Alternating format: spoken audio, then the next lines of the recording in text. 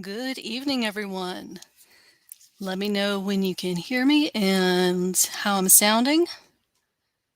Give me a 5 by 5 when you can hear me. Always a slight delay, of course. Heads or tails living, I see you there. Thanks so much for popping in. Hope you drive safely. Have a good trip home. Have a good evening. I'll wait for Mr. Mod to hop in here and let me know if my mic is good. Virginia Roots, how are you doing? Thank you so much. Mr. Mod, thank you so much. 7-second delay. All right. We've got a whole lot to unpack tonight. I'm going to give it just a couple of minutes and see if we can get a few more people to come in here. I know the platform is not always the best about sending out notifications. So I'm hoping that tonight will be a good one. This is something a little bit different I wanted to do. Just with everything going on right now, I felt like it was appropriate. And this isn't really something that I felt I could cram into a 2 or even a 3-minute crib notes definition. There's a lot that goes along with tonight's topic, which is martial law. We've got posse comitatus, we've got Insurrection Act, and I'm hoping these aren't all going to be the naughty words and the hot button and trigger things. I am going to use facts and history, and hopefully that'll help keep us safe here on the platform and not anger the Google mods and the YouTube gods. That being said, I'm going to go ahead here and start off with my little notes. Since we are doing Prepper Lingo live, if you've never looked at my Prepper Lingos before, please do. If you have seen them before, then this part's going to sound familiar to you. Are you new to the prepping community and trying to decipher what people are saying? Or maybe not so new to the community, but not entirely familiar with all the jargon? You've come to the right place. This is Prepper Lingo live. Words, phrases, and acronyms commonly used in the preparedness community. Tonight, martial law. Martial law, when the U.S. military temporarily assumes control of civil government functions during times of civil unrest or chaos. Martial law. All right. Well, thank you, Klingon Princess. I did my hair tonight. It was just, one of those things. I stop my spiel and look over in the chat, and that's what I see. Welcome, everybody. Had to get my little spiel there out of the way. Desert Van Life, welcome. Firestina, welcome. So my goal for tonight's topic is for us to talk about it, and hopefully, I told Mr. I said, what do I want to get out of this? What do I want? Because we could talk about this for quite a while, I think. And I'm sure there are a lot of people in the community who may be really up for debating the nuances of what is possible with tonight's topic. And I don't know if we'll get into that. We'll go for always at least the hour. If we go a little past an hour, I'm good with that. We'll see how it goes and how into it we get and how many people come in and want to discuss martial law and posse comitatus, and Insurrection Act, because they're separate, but they are intertwined with martial law. My goal is I want people who are not as familiar with it to maybe have a better understanding. What I see oftentimes, and you may see this as well, is I will see a lot of times people in a lot of live streams and a lot of chats on commenting on other creators' videos, and they're upset or they're getting concerned about the possibility of martial law being declared in any given kind of situation. And I guess maybe this will help to dispel some rumors, or at least I'm all about let's educate ourselves. The more you know, the more you understand, and you understand what can and can't happen, or what could or could not happen, and the likelihood of things happening. And I'm just going to go ahead and say up front, martial law is kind of a gray area. I found a whole lot of gray areas. I was somewhat familiar with it, and as I started getting into it and looking at it more and reading more about it, I told Mr. today I was making notes. I've got a couple pages of notes here, scribbles, and I said, there's a lot to be unpacked here, and we could go for probably a couple of hours easily on it, depending on how everyone wants to do this. Hey, Farmer Son Prepping, how are you? Welcome. So let's see here. And I'm going to rely on, let's see, I've got Mr. Mods here. Let me see who else. Well, Farmer Son, we're going to talk about that. We're going to talk about that. That's not entirely correct. What is suspended is habeas corpus, and we're gonna get into that. As far as other constitutional rights, that's not really addressed. The main thing that is addressed is habeas corpus, and that is addressed by, let's see, I actually have the section. Let's see, it's Article 1, Section 9 of the Constitution addresses that specifically. But we're like I said, it's a lot to unpack, and there is a lot of gray area. There's a lot that's open and up for possibly open for interpretation, but I want us to work off what we've got, and then we'll kind of go from there.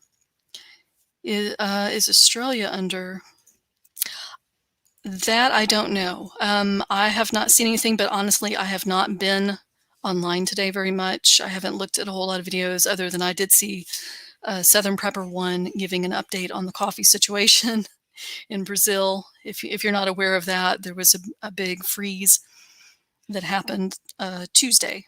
Tuesday it happened and destroyed the plants, a lot of the plants in Brazil, so it's not looking good for coffee. But as far as martial law in Australia, I have not heard anything, but again, I really have not been online today. I haven't kept up with it. We've been doing things here around on our property, and I've been making lists of things that, to prioritize that we'll need to shore up a few areas here. So I don't know. According to Homestead Oz, what she was saying on Grayman's channel earlier this week on Tuesday, I wouldn't be surprised. I don't know if they have the equivalent of martial law in Australia, but I know that a lot of countries do. I did find that out. So yeah, Southern Prepper 1's good. He's got a lot of good stuff. So I don't know Desert Van Life. It's possible, but I couldn't say with any certainty because I haven't looked today. I really haven't. So I'm just going to leave that there and let's dive in. I see 6 people watching. All right. Well, we're going to take off. Oops, feedback. Sorry. Forgot to mute that window. It always spooks me there. All right. Let's see here. Trying to get it set up. I've also got a lap full of puppy dog right now. And when I say puppy, I mean 7-year-old dog that thinks she's a lap dog because I let her lay in my lap. So I'm working around lap dog. Hey, Bug Dude, welcome. Lady Dame Preparedness.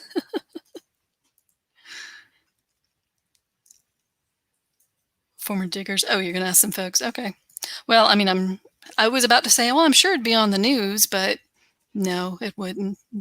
Everything that Homestead Oz was saying on Grayman's channel Tuesday, I haven't seen any of that on the mainstream. So it's not likely. And a lot of what's happening in France, we're not seeing that either. So no, we probably would not see it on the mainstream. Anyway, okay. Let's hop into it, guys. And I'm going to kind of go down a little bit here on my notes, and I'll kind of pop in and out of the chat a little bit. So this is going to be as interactive as we want to make it. I don't have all the answers. I do have a good bit of information here, but I'm definitely not the foremost authority on this. All I'm going to be reading you is what I have gotten from several resources online. And actually, that reminds me, I've got a page here. I'm going to pull up real quick from Department of Justice. Let me see if I can pull that up real quick, because when I read this, I would like to be able to show it to you. I'm trying to stick with as much as I can from online sources, and the reason I'm doing that the reason I want to do that is to hopefully keep this from being taken down later. I don't know that it would be, but we'll try and see. Let's see here, and this is actually the Department of Justice. If I can get the website, ojp.gov. Sorry, guys, I'm trying to type this up real quick. I'd forgotten I had this on my phone. I found it late today on their virtual library. It's just an abstract. It's on martial law that was published in 1989. And it kind of gives just a basic overview. Because really, some of the information have found is it conflicts a little bit, not wildly, but enough to make me wonder, what is the actual, what's real. Let's see if I can get this up here. Disorder. All right, let's see if this works. And if it does, I will pull it up on screen. Excellent. Got it. Okay. Now that I've got that, sorry guys, didn't mean to be disorganized there. You're highly medicated bug? Uh-oh. What's going on?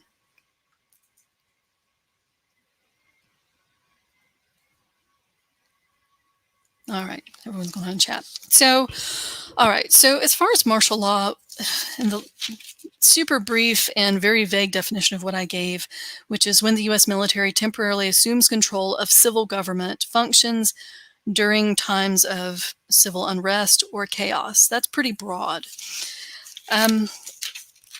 We know that it can be declared at a national level, right? And that's what most people, a lot of times, I'm going to move my mic here. Let me know if I'm too loud. If we know that it can be declared at national level. The last time, well, really the only time that it's been declared at national level for the entire United States was in 1863 during the Civil War. It was declared by Lincoln. And that is also the only time that habeas corpus has been suspended. So I feel like that's somewhat reassuring on one hand, to know that that's the one and only time that it has been declared nationally, and that that's the one and only time habeas corpus has been suspended.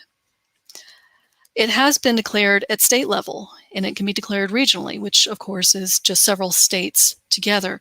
And we saw that during World War II. Hawaii, after it was attacked during World War II, Pearl Harbor was attacked.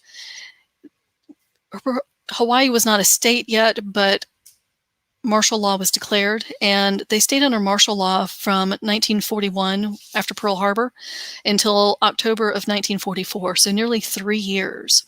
And there was a lot that came out after that. I don't want to get into a history lesson of World War II, but there was a lot that came out after that about how it really turned into just a dictatorship in Hawaii at that point, and the Army was pretty much doing whatever they wanted, which, that's I don't want to say that's kind of what's going to happen, because this is the military assuming control of civil government because either civil government is unable to continue, is unavailable to, there's no one there. For whatever reason, civil government cannot continue, or, for whatever reason. So military is coming in to take over and to run things, to get things back in line, in order, however you want to phrase it, until they, in theory, hand it back over to civil government to resume. Hey, Ghetto Prepper, how are you? Welcome. I'm going to try and glance in the chat here and catch everyone. If I miss anyone, it's not intentional. Okay. So we know that that happened after Pearl Harbor, and Hawaii, who was not a state yet with the U.S., was attacked, but they were under martial law for almost 3 years. Okay. A few months after Pearl Harbor, it was roughly, I believe it was in February, that's when we saw statewide or regional martial law declared on the West Coast. California, Oregon, I believe Washington as well. And that's where we saw internment camps for people who were of Japanese descent along the West Coast. And I know we all probably remember that from our history. So, I think that's where a lot of times we get people are concerned about the establishment of FEMA camps and things like that, as we're thinking of the internment camps from World War II that were established on the West Coast. A little different, I know that, but, there's a bit of, can draw the lines across there. Hi, Stuart. How are you? Welcome. All dolled up for martial law. Indeed. Indeed. We're just going back and doing a little bit of a history lesson here. I'm hoping more people will come in. I thought this might be something interesting. I was saying earlier, it's definitely not something I could do. I mean, I probably could have done it as a very short prepper lingo and thrown it out this week, but I feel like it'd be much better suited for us to talk about it, especially with everything going on around the world right now that we're seeing in other countries. And people are voicing a lot more concern for the US right now. So I think it's good for people to have just kind of a basic understanding of martial law, what it is, what it isn't, what we know and what we maybe don't know or we don't understand, because there is a lot of gray area here. The internment camps in the Pacific Northwest, yeah. Well, and honestly, Virginia, I learned a lot looking this up. I knew about it in California. I did not realize that it was Pacific Northwest as well until I read about it. And I thought, well, I guess I guess it makes sense, the entire West Coast, because there was a threat potentially when the Japanese bombed Pearl Harbor, then the West Coast was kind of on alert, I guess, so to speak, of a potential attack from that direction. But yeah, I knew. I figured I assume most people know about the internment camps in California. Like I said, I didn't know about them everywhere else. They were held for about 2 years. Okay, well, it's good to know. It's good to know for history's sake, to know how long that was. Sorry, I see your name here. What are you doing? Oh, is there someone here named your name here? Okay. Welcome. If I miss someone, welcome. So that's the last time that we really know of a regional. What?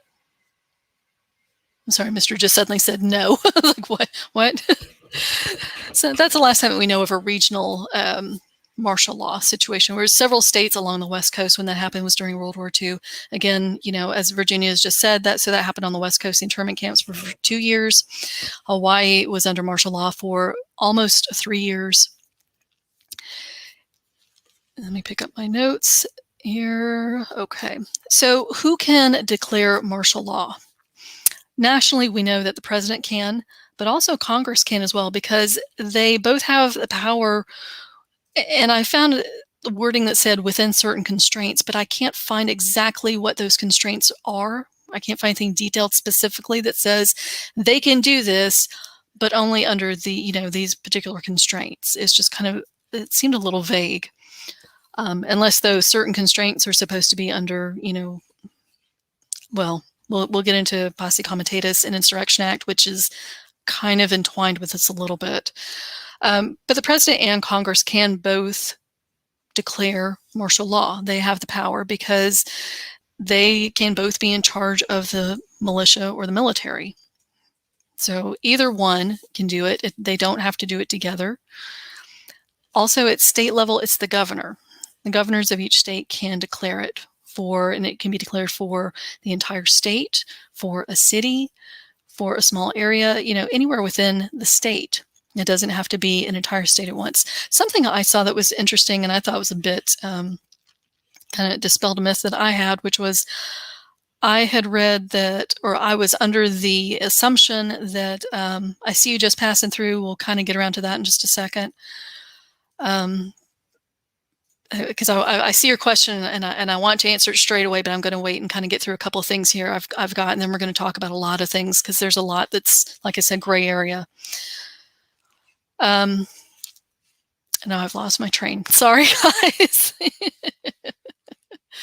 Let me go back over here to my notes real quick. Okay, so as far as governors and states, states can declare it. It has been declared at state level. I don't want to say frequently, but definitely more than once, which is all we've seen nationally so far in the history of the United States. It has been declared at state level for a number of reasons over the years. The most recent was in Alabama, I believe it was. And it was during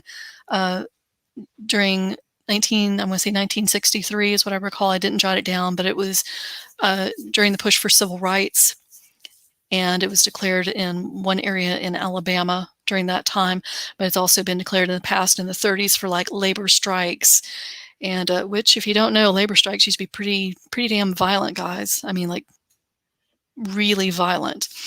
So it's been declared different times in different areas in different states for things like that, for riots, for unrest, labor strikes, which back then would have been unrest. That would have been pretty violent, and things like that.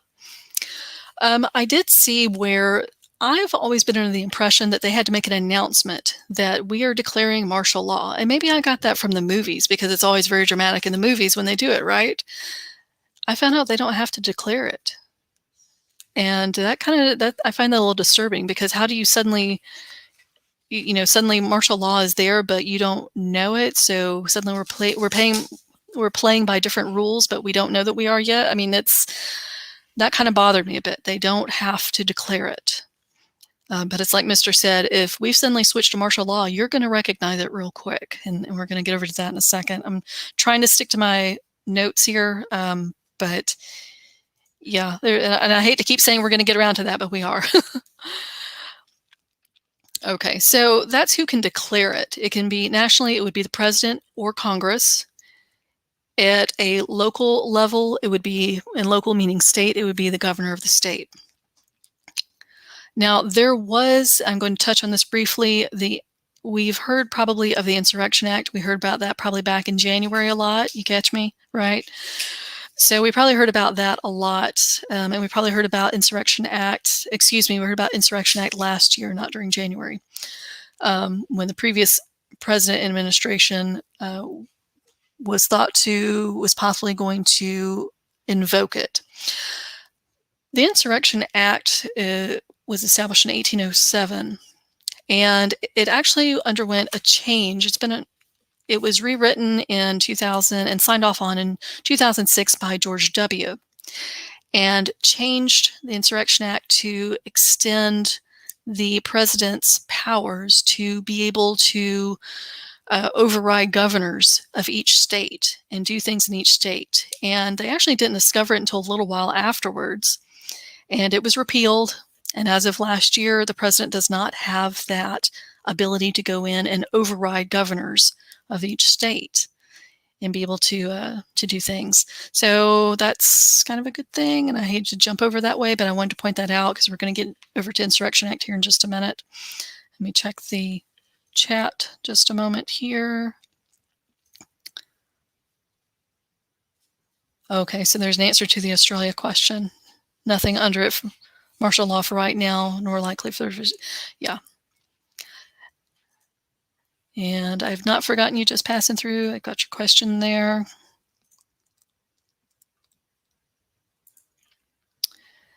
Group in Gardenia, first boyfriend's parents were interred and lost their house, field. Yeah, that's the thing. People who were in the internment camps, you lost everything because if you had a business, you lost it. You lost your home. You lost it because you existed in those camps. And that's a whole other thing with history, World War II history. We can do that some other day. Let's see here. Okay. Make sure I didn't miss anyone. All right. I did not miss what bug dude is. Bug dude, what you're medicated for, but I hope you're doing all right. I remember you said recently that you were going to be having shoulder surgery soon. Is that what's going on? Okay. Let's see here.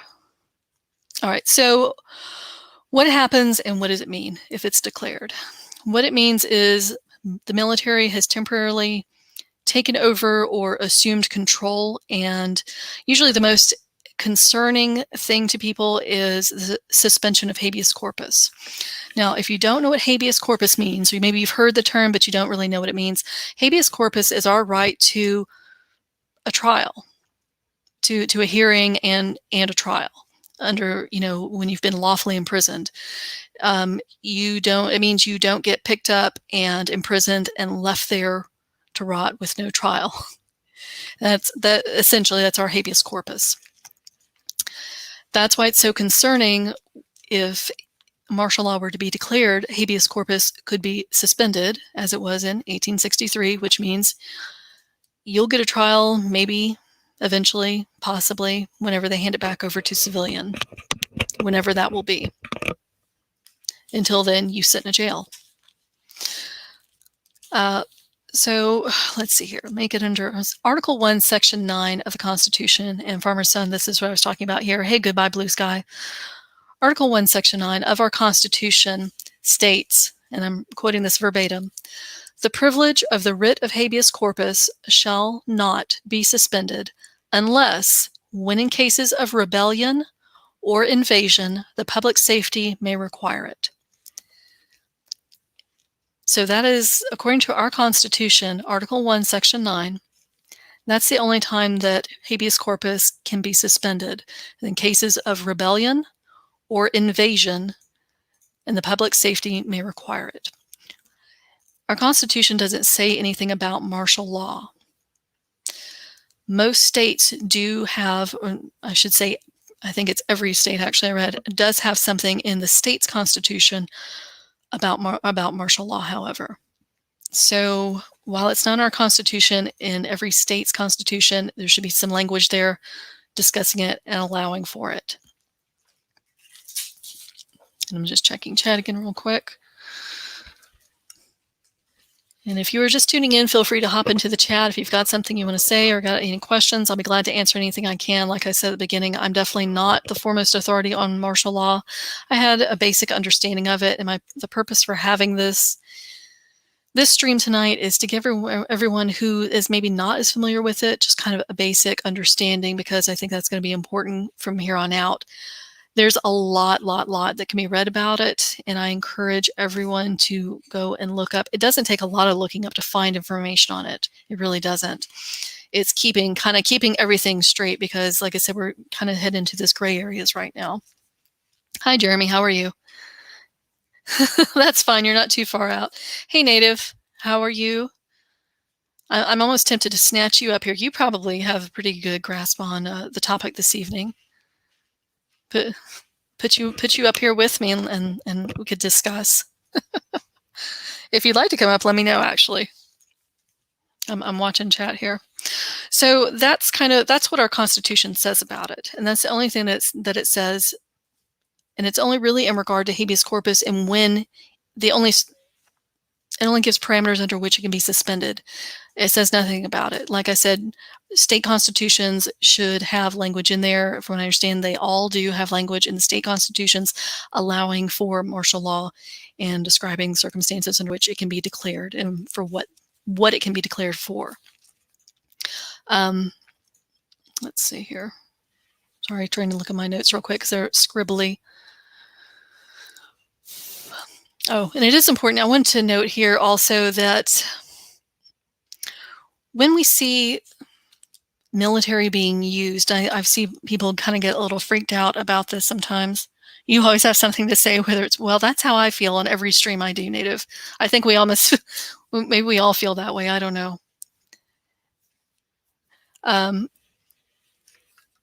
Give me just a second here. I'll drop the link in, and if you want to hop up, you can. You're welcome to. So I did want to say a lot of people kind of get upset when they see military being used for different things. Like if you remember last year and earlier this year during some of these high profile cases that have been happening, right? For the Breonna Taylor case, I'm just going to go ahead and say names. Breonna Taylor, George Floyd, a lot of these high profile cases that we've seen this last year where tensions were running very, very high. We saw a lot of police force out, right, when trials were going on, things were happening. And during Breonna Taylor's, specifically, if you recall, there was military that were brought in. And people were upset, and I saw on some comments and on some streams and in some just comments on other creators' content, people getting upset and saying because military were there, oh, they've declared martial law. No, they didn't. In fact, I found very specifically, and in this Department of Justice article I've got here also says, when they're using military for riots and things like that, or potentially for riots, that does not equal martial law. It does not. Imposing curfew does not equate to martial law. And that being said, I come back to they don't have to actually declare it. I would certainly hope somebody would put out some sort of declaration instead of it just being, hey, guess what? Here we go. But they don't actually have to declare it. Again, I would hope they would. So people would understand what's going on. But just because you see military out being used for things like that I call it window dressing, quite frankly, because that's how I think of it. Because, and here we go with posse comma Comitatus. I keep want to say tatus like taters. Sorry. Posse Comitatus. The Posse Comitatus Act. It's a U.S. federal law.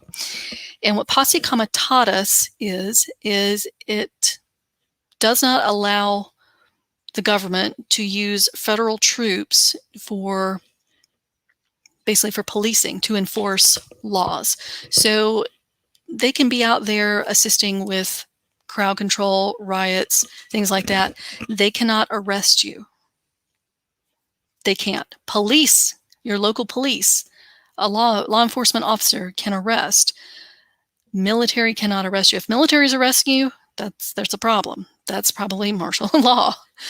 But police cannot be out there. They can direct traffic. They can say, hey, don't go that way. You need to go that way.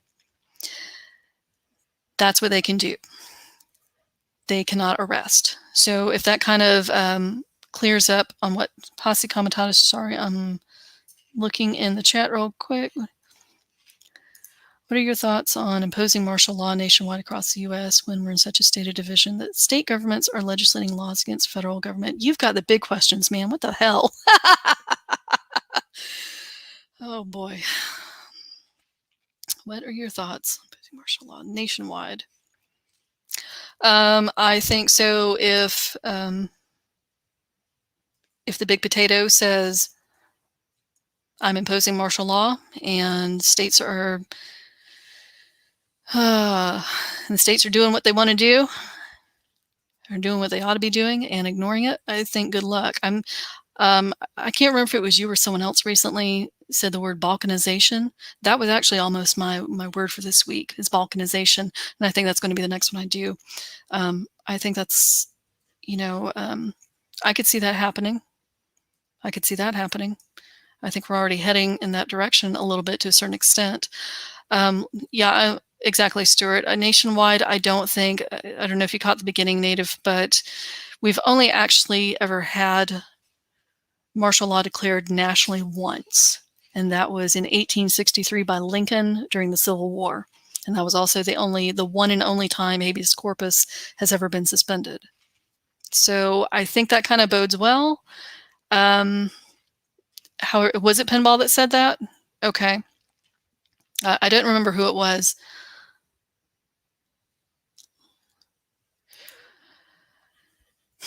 Yeah, because it's easier when everyone's crammed on top of each other. It's easier to control crowds that way. I mean, look at New York City when people are stacked on top of each other. I mean, now granted, there's a high crime rate there, and good luck trying to control New Yorkers in general. But you know what I'm saying, right? It's I think if it's going to be declared, it would it'd have to be on large population centers. Good luck trying to declare something like that on rural areas. Although, I got a lot of thoughts on that. Look, let's hang on. How do I find the address for this thing? Let me drop this and you can come on up here. We're going to talk about it. Let's see. Share. No, that's not what I want. How do I share this darn thing? How do I get Native up here? Because we need to talk. Dang it. I can't find the darn thing.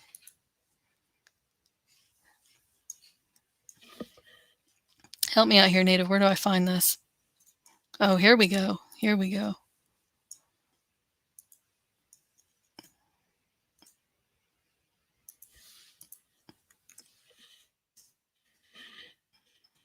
All right. Well, I know Native's got stuff to say for sure. And it's like, forget my notes. I'm about to throw it out the window. Let's talk about it. Country boy can survive. Well, I certainly hope so. I hope country girls or some kind of sort of country girls can too.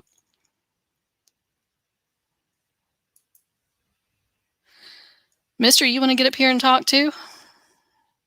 This could get really interesting. Get two former military up here, and let's talk about this.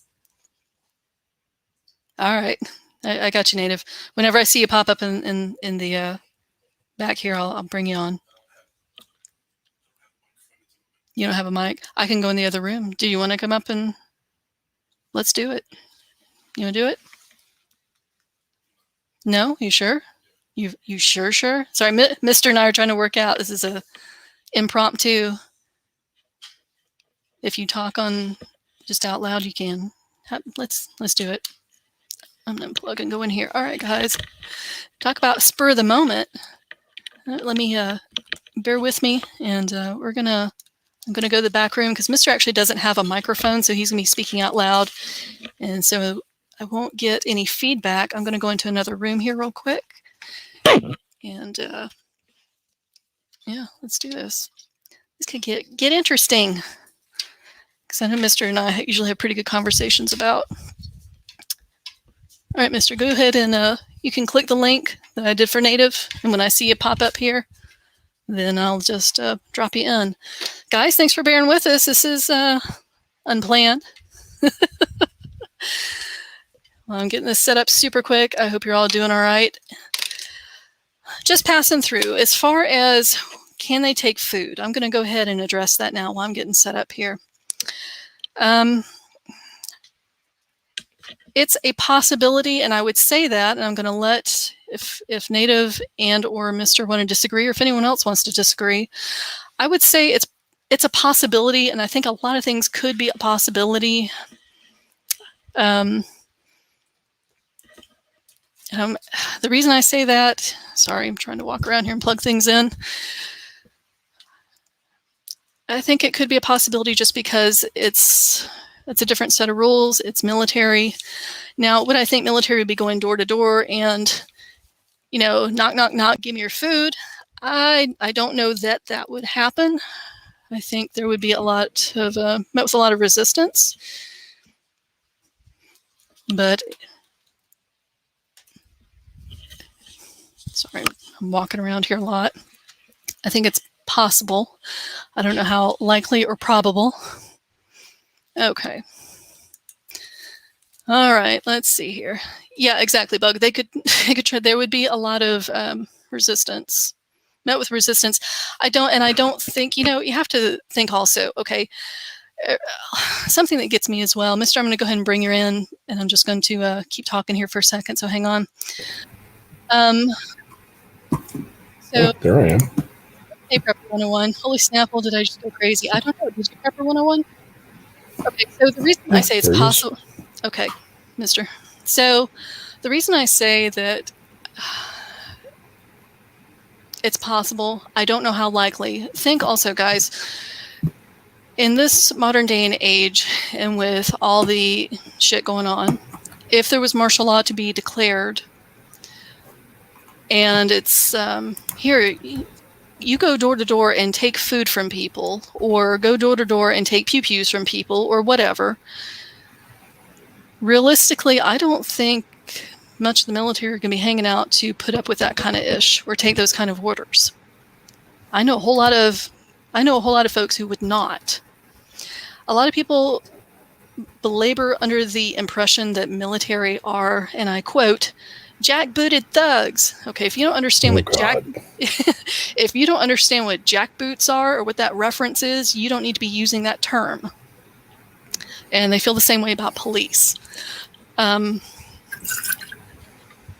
Mr., keep in mind, we can hear absolutely everything because you don't have a mic. Oh, okay. He's pouring drinks, guys. He's not going to the bathroom. Sorry. Closing the bottle. Well, you can mute it if you need to, but okay. Unless you're talking. How about that? Okay. Yeah, I'll do that. Okay. Okay. So yeah, you have to keep in mind, I don't think military are going to comply with laws like that, you know, or with orders, excuse me, with orders like that. That's my feeling. But going back to, could they confiscate food? Could they could try. Yes, they could. How successful would it be? Insert statistics here. Insert a made up. No, I couldn't answer that. Is it possible? Yes. Is it probable? Is it likely? It'd have to be. Think about how bad things would have to be in order for the country to get to that point. I mean, really, how bad, how third world or verging on third world would we be headed or about to become if that's the case? if we are declaring national martial law. I want everyone to think about that, because I don't think a lot of people do consider that. I think we see a lot, and I'm guilty as well. It's easy to see this on TV and in shows and movies or in books that we love to read, but it's a big fucking deal. Hey, Native, I see you. All right. Let me get my mouse to work. The thing to think about is that if we get to the point where martial law is declared, it's not going to be the people who are in the military to take advantage of a situation. They're all going to already have fled. It's going to be the people who are sticking at their duty stations because they have a responsibility, I think. Hey, Native, how you doing? Welcome. Hey, everybody. Hey. Mr. Sandwich, Mrs. Sandwich, thank you for having me on. Welcome. I'm glad for you to be up here. And it's funny because I was thinking about you earlier, and I was like, yeah, you're Give Me Liberty, Give Me Death. A couple weeks ago is, it got me in the feels, man. And oh, really? Yeah, I think it's very much needed. I think it's getting to, I don't want to say shit or get off the pot, but we're getting to,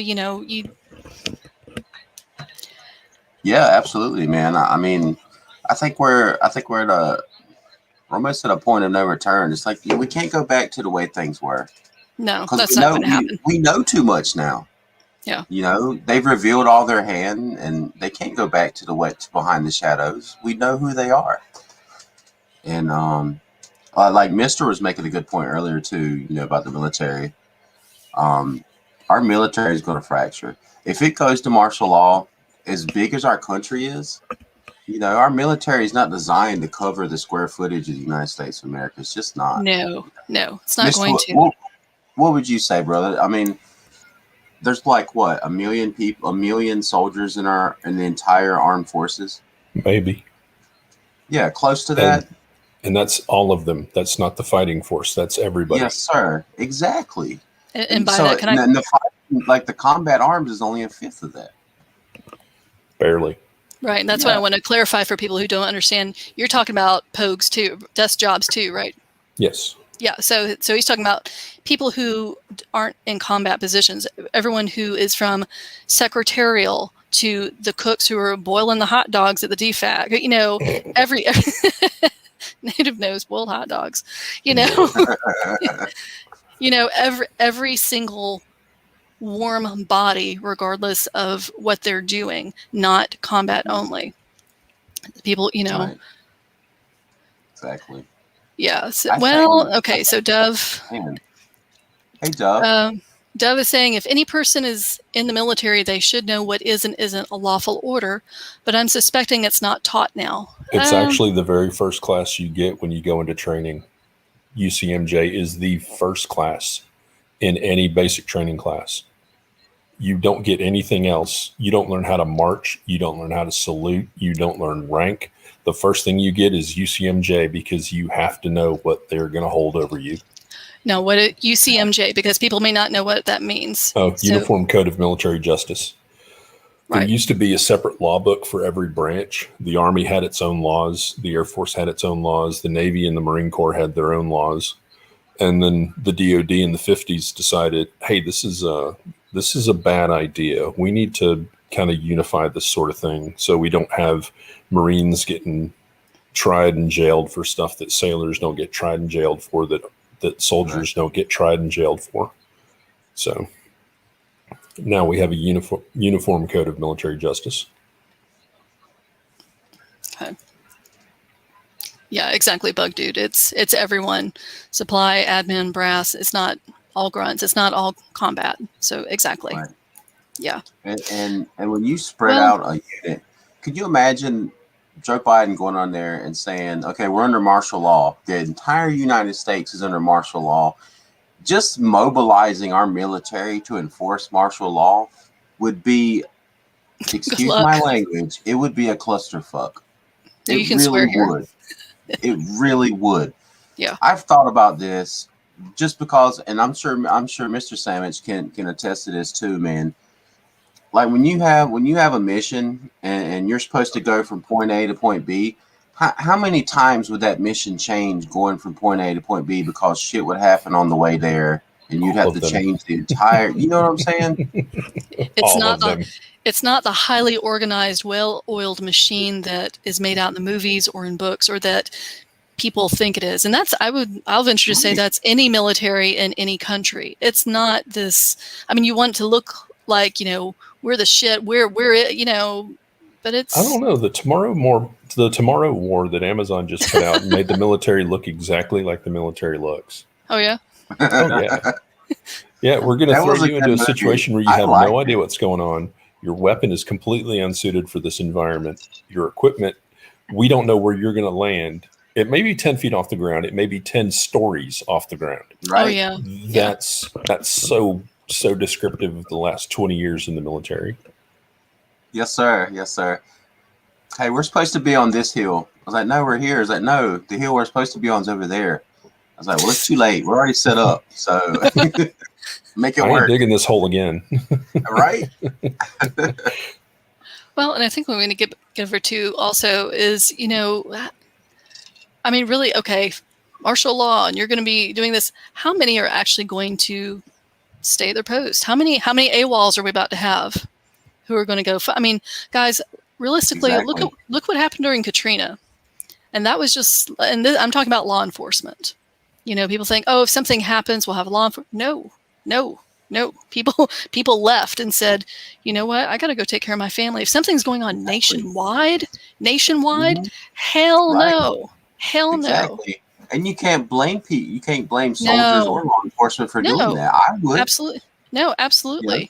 Because they're not going to be, their mind's not going to be with whatever the mission is. They're going to be thinking about, I got to get to my wife, my kids, my mom, my dad, my sister, my best friends. Commanders are going to be thinking that. Commanders are going to be telling their troops, bring your families with us, and we'll go off on our own and take care of each other. And there's going to be rogue units all over the country. Oh, hell martial law is what's going to kick off everything. If he calls for martial law, it's over.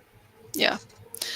Now, if we break it down to state level, because governors can declare and have declared at state level, right? And bring in national. I hear the giggle. Texas. Oh man. Yeah, that's not going to happen though. I don't think. I mean, it just doesn't. Local communities doing it right. I really could. The president says martial law, and a governor or a mayor or whoever, county commissioner, says, you know what, we're going to do our own thing and protect our own citizens, and maybe they could do it right. I could see stuff like that happening because it's smaller and it's a better shot at being more well organized. Yeah, absolutely, and it would depend on what resources they had at their disposal too. Yeah, Jeremy, that's exactly it. I can see Texas doing it. I don't know if that's going to happen under Abbott. Exactly, Jeremy. Abbott. I go back and forth. I'm on the outside looking in. It looks like Texas is doing some stuff, but y'all are there, so y'all tell me. Well, yes, but also keep in mind Abbott wants to make a play for the. And I don't think that's going to happen. And I've said that before, and I'm sorry if somebody's going to be upset with me saying this. I don't think it's going to happen because I don't think people are ready to see a president in a wheelchair. Yeah. I mean, truly, I really don't. And I'm sorry if that's not woke, but FDR I think that's, hit it very well. Yeah, right. Polio. Under a blanket. I mean, him in his braces. So, but back then, the media was like covering for the president. Right, exactly. They took photographs from waist up. He's sitting at a table. No, he's in a wheelchair. It was like the worst kept secret. Everyone knew, but anyway. Yeah, Jeremy, exactly. Police and Army took weapons during Katrina. Police did. I mean, how many people didn't see footage of the police coming out of Walmart with donuts and bags of stuff? I mean, donuts. That's right. I knew somebody that next year at Halloween that went as a Louisiana as a New Orleans cop for Halloween, and they tucked Walmart bags around their duty pants. It was funny. Right. But yeah, well, and Jeremy too, if you remember, also during Katrina was huge in that there were preppers who were there, and there was. I really wish I could find this footage. They went and knocked at this door of this house and told him, hey, you got to evac, you got to get out. Door cracks. Guy's like, no, we're good. And they're like, no, you got to leave. There's gunshot. He's like, no, we're set. They had everything up on the next floor of their house. They had generator. They had food. They were preppers. They had weapons, and he wasn't letting them in, and they weren't coming out. And he's like, nope. And they shut the door on him, and they didn't know what to do because they couldn't make him come out. He wasn't cooperating, so they left him. And their house was fine. They stayed and they guarded their home. But, yeah, there was a lot of stuff that came out of Katrina. Yeah, Katrina was crazy. I was surprised how it went down there. That was, I sounded like a tinfoil hat at the time because I sat there saying, I was like, this is a test. They didn't go in quick enough. I said, this is a test. They're waiting to see how bad's it going to get. What are people going to do?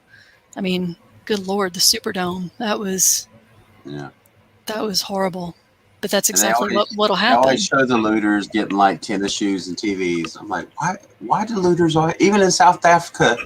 A dude stole a forklift and he went with the forklift and got a pallet of TVs. I was like, what is it? I don't understand. Why TVs? It's like the ones in South Africa. I was telling roaming prepper, I said, if you watch, I saw footage of people they were taking everything. I saw a granny who went and all she took was a 6-pack. Took a 6-pack of beer and shuffled back home. That was kind of funny. Yeah, that's funny.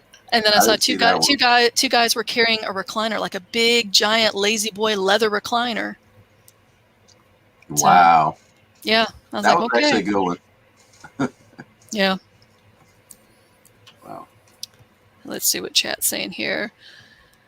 Why we already have one in a wheelchair. I have a question for you guys and for the chat. Yeah. In order to maintain their power and their grip on our government, what would the establishment do? In order to prevent the America First politicians and Donald Trump to come back into office, what would they do? What do you guys think they do? Like, they've already approved the United Nations to come in to our country to investigate things. We're talking about martial law now, and I think we all believe martial law would be, mayhem. Do you think? You think they're willing to do that if they think it would solidify their power? They need more control first. Yeah. Let's see what chat has to say. Like more control? How? You mean legislatively, or just putting certain things and agencies in place? They need less guns. They need more control over the population. They need more voters that they know they're going to control. It's too late for that. Pushed up from the board. Like, how would they get that though? You know what I mean? Like, what would they do? I'm trying to figure them out, and think like them, like like a psychopath. So, like, what would they do to take our guns?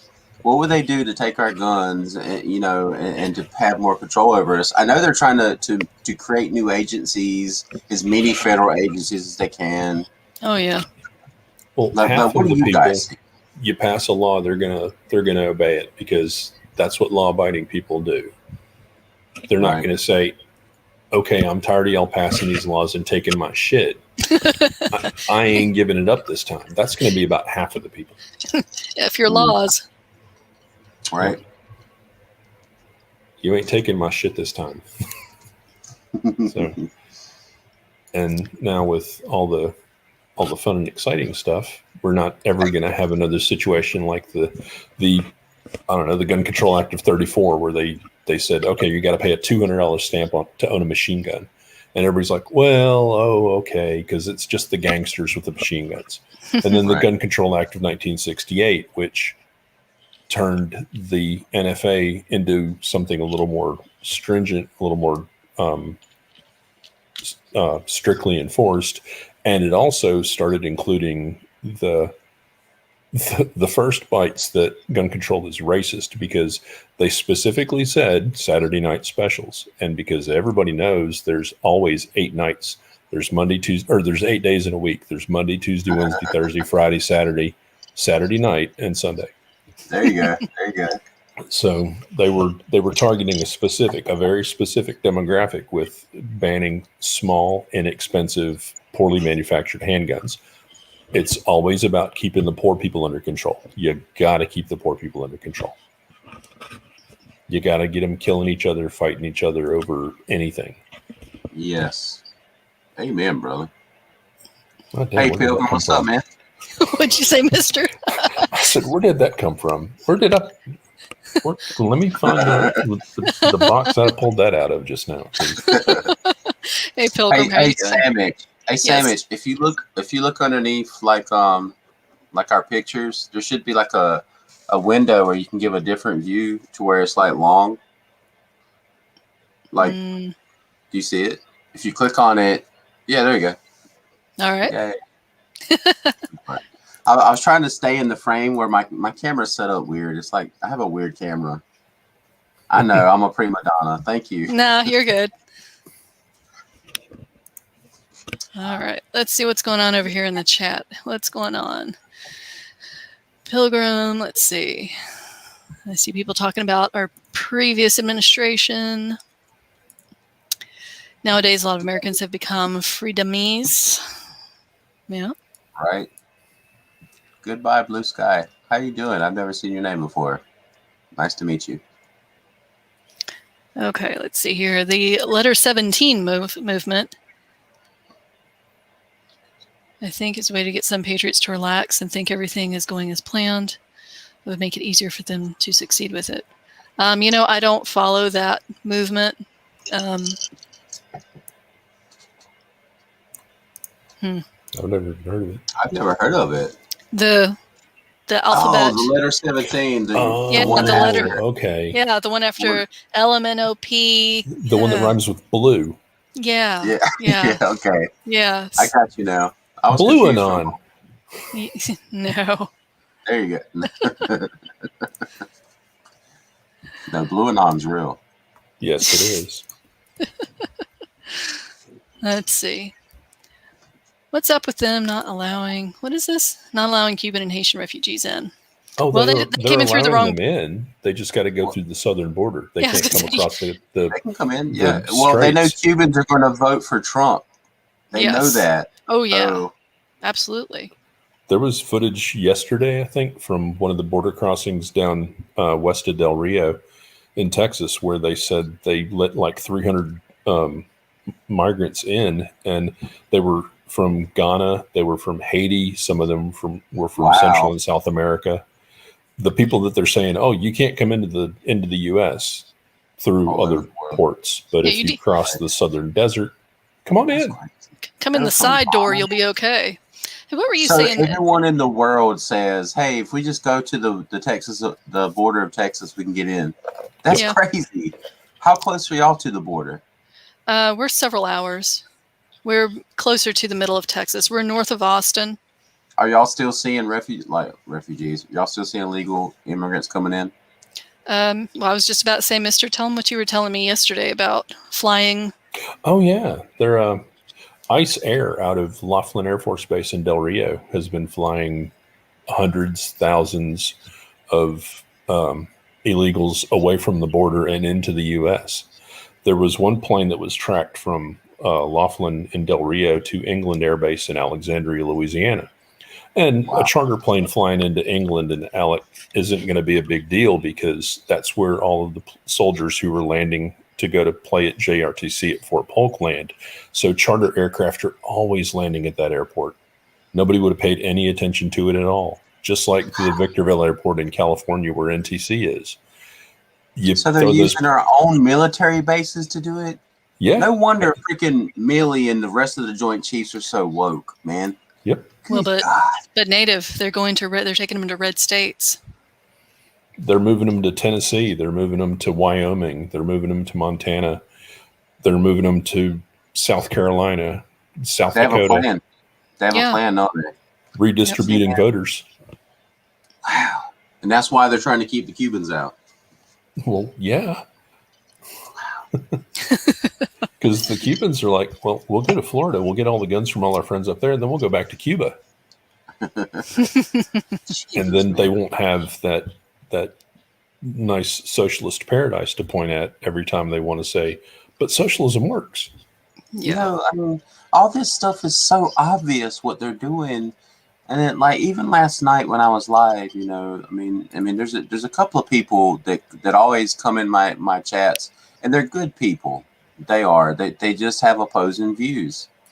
Yeah. Sally Mancox is one. I think Mm-hmm. she's a good person. I think she's a Christian lady.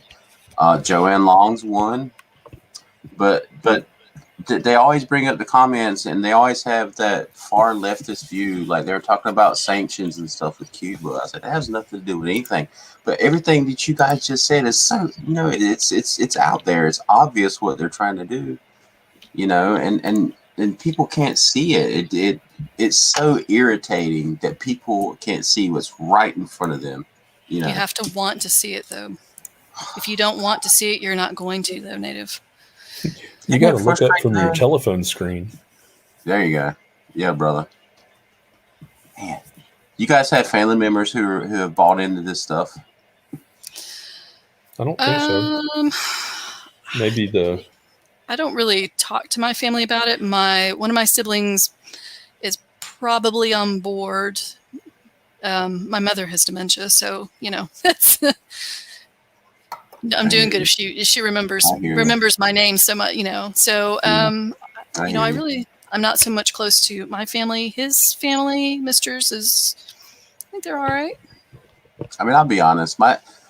There's family members who they vote for Trump. They believe what's going on, but they're not really. Well, voting for a political party is one thing. Actually, right. Looking behind the scaffolding. And, exactly. Understanding what the hell's going on. We are. It's not about Republican and Democrats for us anymore.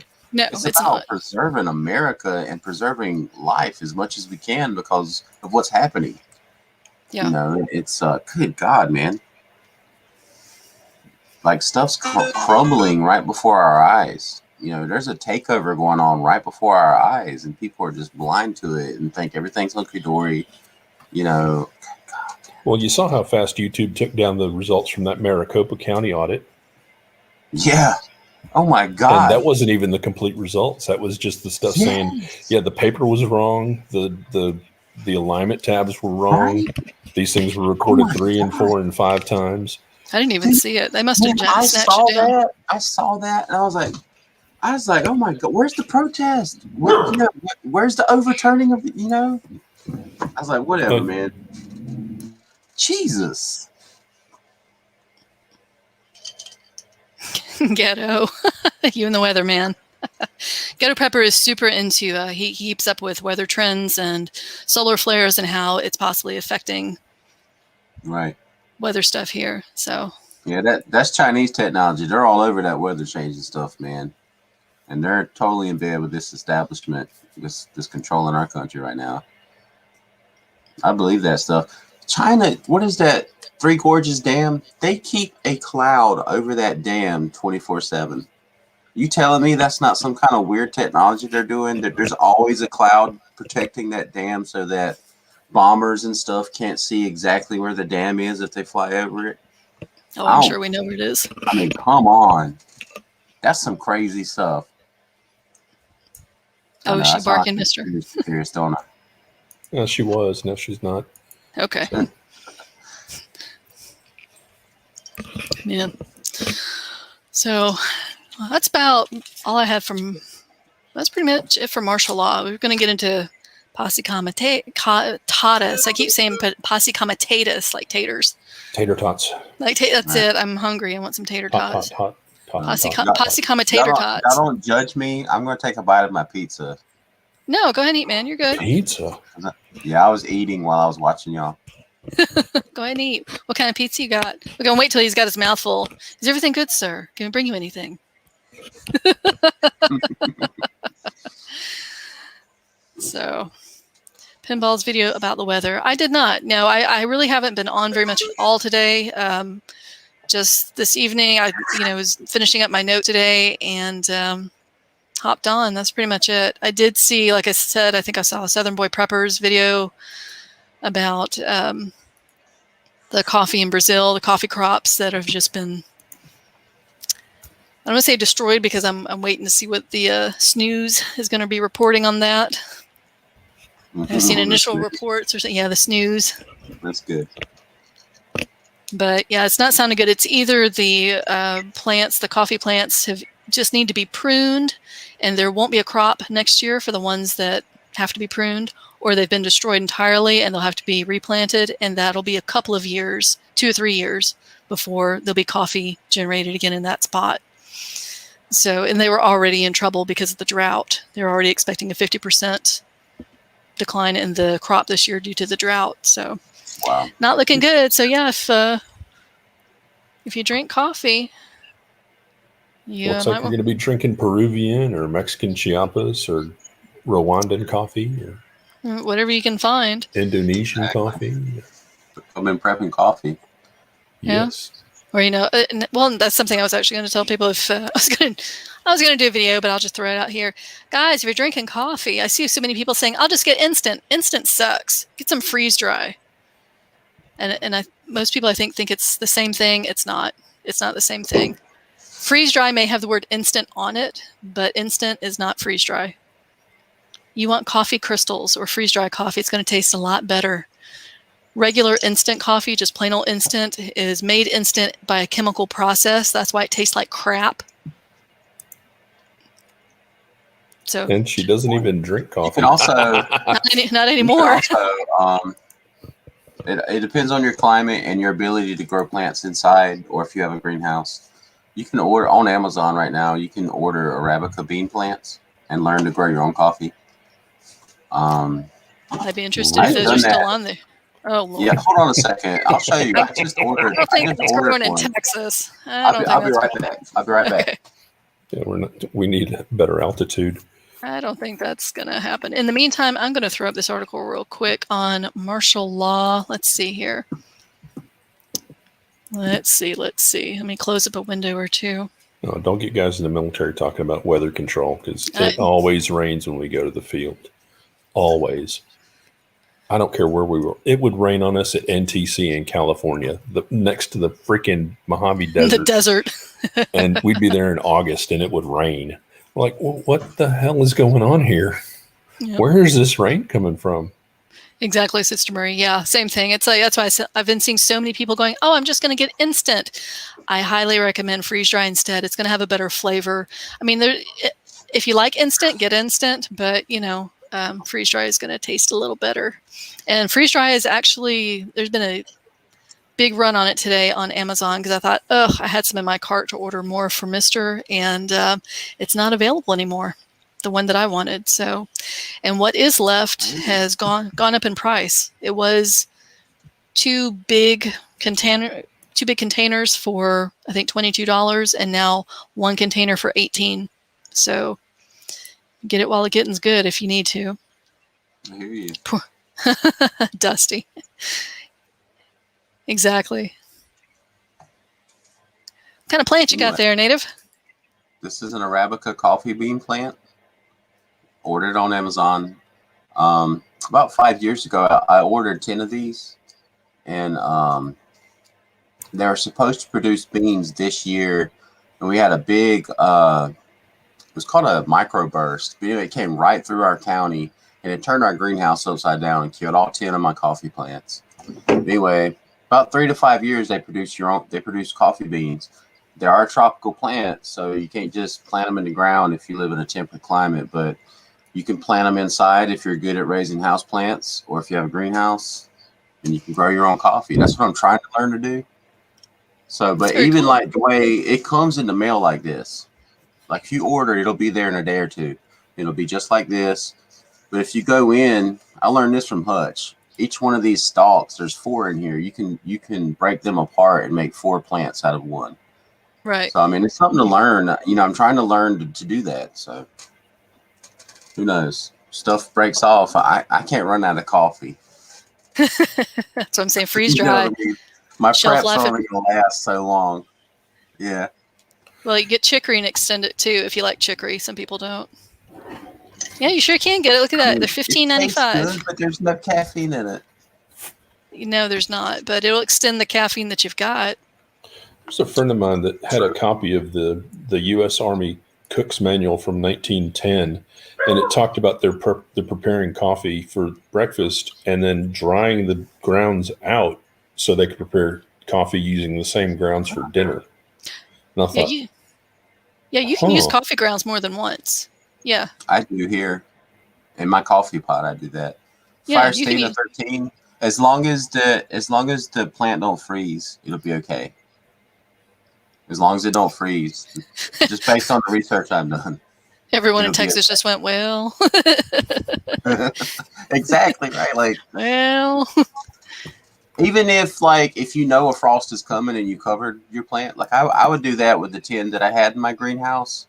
If I knew a frost was coming and I was just paranoid, I would cover them inside the greenhouse just to make sure. Yeah, and that's the thing with what happened Tuesday in Brazil with the freeze. It dropped below freezing, they said, within minutes. So it came in hard and fast and froze them. How they didn't hear the weather report ahead of time, I don't know. But that was crazy. Yeah, it's that's unusual, huh? It was. It is very science fiction-y what happened. Yeah. Ghetto prepper, and let's see here. Coffee, tobacco, and booze, great currency. I actually disagree with tobacco. It goes stale too quick. Yeah, it does. It goes stale too quick. As a former smoker, I can tell you, stale cigarettes, even when you're. Oh yeah. Really? Tobacco I've been goes stale. prepping, the cheap 99-cent White Owl cigars. I've been prepping those. Am I wasting my time? Mm-hmm.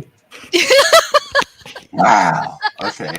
So I tell you what, I'm going to stop. But I tell you what, the ones I have, like 50 of them I have, I'm still going to trade them to some nicotine fiend who's out of cigarettes. So, I mean, somebody would be desperate enough for it, but it does get stale. I mean, yeah. I didn't know that. I have been, when I was smoking, I don't smoke. I used to. And when I quit a couple times. And the last time I quit and was successful, I kept, how I quit was I just went cold turkey, but I had a half a pack of cigarettes left. I kept it in my car in the cup holder. And that was like my security blanket. And I'd say, it's okay. If I really feel like I need it, it's here, I can have it. And that kept me from doing it, just knowing it was there. Right. And Klingon princess. That's the thing. And there was a time where I was like, one day something happened that I thought warranted I need a cigarette. That shit was nasty. But is there any way though? I mean, there's no way you to can still. it. It just doesn't taste. I mean, it just goes stale. It's not like it has a horrible taste. It's just stale. It doesn't, like Klingon says. I mean, people who are smokers, if they're hard up for it, they'll still smoke it. But I see a lot of people. I mean, that's just me personally. I don't. We're not prepping tobacco. Not prepping alcohol prepping either. Tobacco seed. I'm not into growing tobacco. There's a lot of I don't know where we get tobacco seed. There's a lot in growing tobacco, and people, I think, jump into it. That's been around for a long time, man. I got into this before. As Bug Dude will tell everybody, I'm gonna out you, Bug Dude. I was a Y2K, kind of Y2K convert. But people were talking about growing tobacco for trade back then, growing it and having your own. But people smoked more back then too. People don't smoke as much more now. So, y'all remember when that was the big thing? Like Y2K was going to be the apocalypse. Y'all remember that? I wish we could go back to then, knowing what we know now. I remember it. I'd be so prepared right now. Yes. I remember it, but like I've told the story before, I didn't really buy into it because I was like, I don't see it. Thanks, Bug Dude. I was not. I just happened to get into it around that time. I wasn't. I mean, I prepped. Yeah, I prepped, but I didn't really believe like, oh my God, it's gonna, because it didn't. Right. But I was 18. I didn't care. Like I was 18. I was the ruler of the world. I was not 18. Yeah, you rule the world when you're 18. So. Yeah, I was a little bit older than 18. Yeah, I was 26. Something like that. However old I was, I'm 47 now. So, however many years ago that was, a long time. But yeah, growing tobacco, there's a lot to it. It takes up a lot of space. There's different kinds of bugs that get into it. It's real. My understanding is it's very temperamental, and the kind of soil that it needs, the kind of climate it needs. It's I think some people out there. I think if you don't cure it right, like it'll go mold and be completely ruined. Yeah. I don't know, but that's just what I've heard. I mean, it's like that with any crop, though. Any kind of cash crop you're trying to, I don't even know if they're really considered a cash crop anymore, really.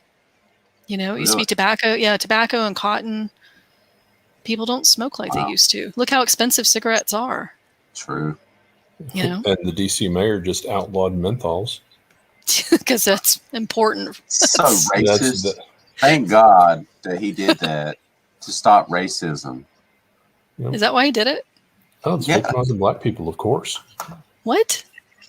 That's really why they did it. Isn't that crazy? That's why they did it. Let me find the tweet. That is so woke. What the fuck? That's super duper woke. That's so woke. What the fuck is wrong with people? Crops are freaking dying. Politics are a damn joke. This administration's a joke. But let's outlaw menthol cigarettes? What the fuck is wrong with people? Today, we take a huge, impactful step to reducing tobacco initiation and addiction in Washington, D.C. D.C. mayor signed a bill into law Wednesday banning the sale of menthol and flavored cigarettes and tobacco. Bars the sale and distribution of tobacco products with a distinguishable taste and aroma of other than tobacco, including fruit, chocolate, vanilla, candy, dessert, alcoholic beverage, menthol, mint, and wintergreen. What? Yep. No. Healthy and more equitable DC. No more clove cigarettes, huh? Oh, we know that our black residents are disproportionately affected by tobacco use, and flavored tobacco, including menthol, continues to have a particularly insidious effect on our community. Oh, so not only is menthol cigarettes racist, but you just can't stop smoking the menthols, I guess. I mean, menthols are supposedly worse because it's this, what is it? It's the fiberglass in there. That's what gives it the menthol taste. You know what I don't understand? I know, I'm not kidding. Menthols are worse. I mean, for your lungs. I mean, they are. I like them. Just the smell of menthol cigarettes makes me sick. Oh, I liked them, but I didn't smoke I've never smoked just because I always tried and it always made me sick, and I just never took with me. But menthol, if I smell someone, like Devout smokes. Oh yeah.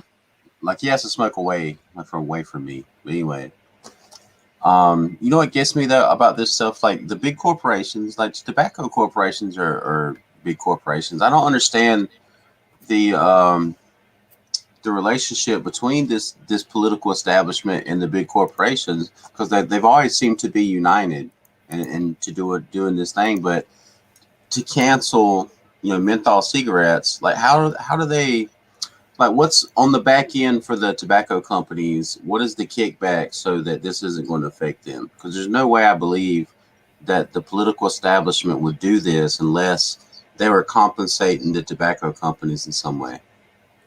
Or are they just not a part of what's going on? You know what I'm saying? Does that make sense? Depends on who's getting the money and where the money's coming from in the first place.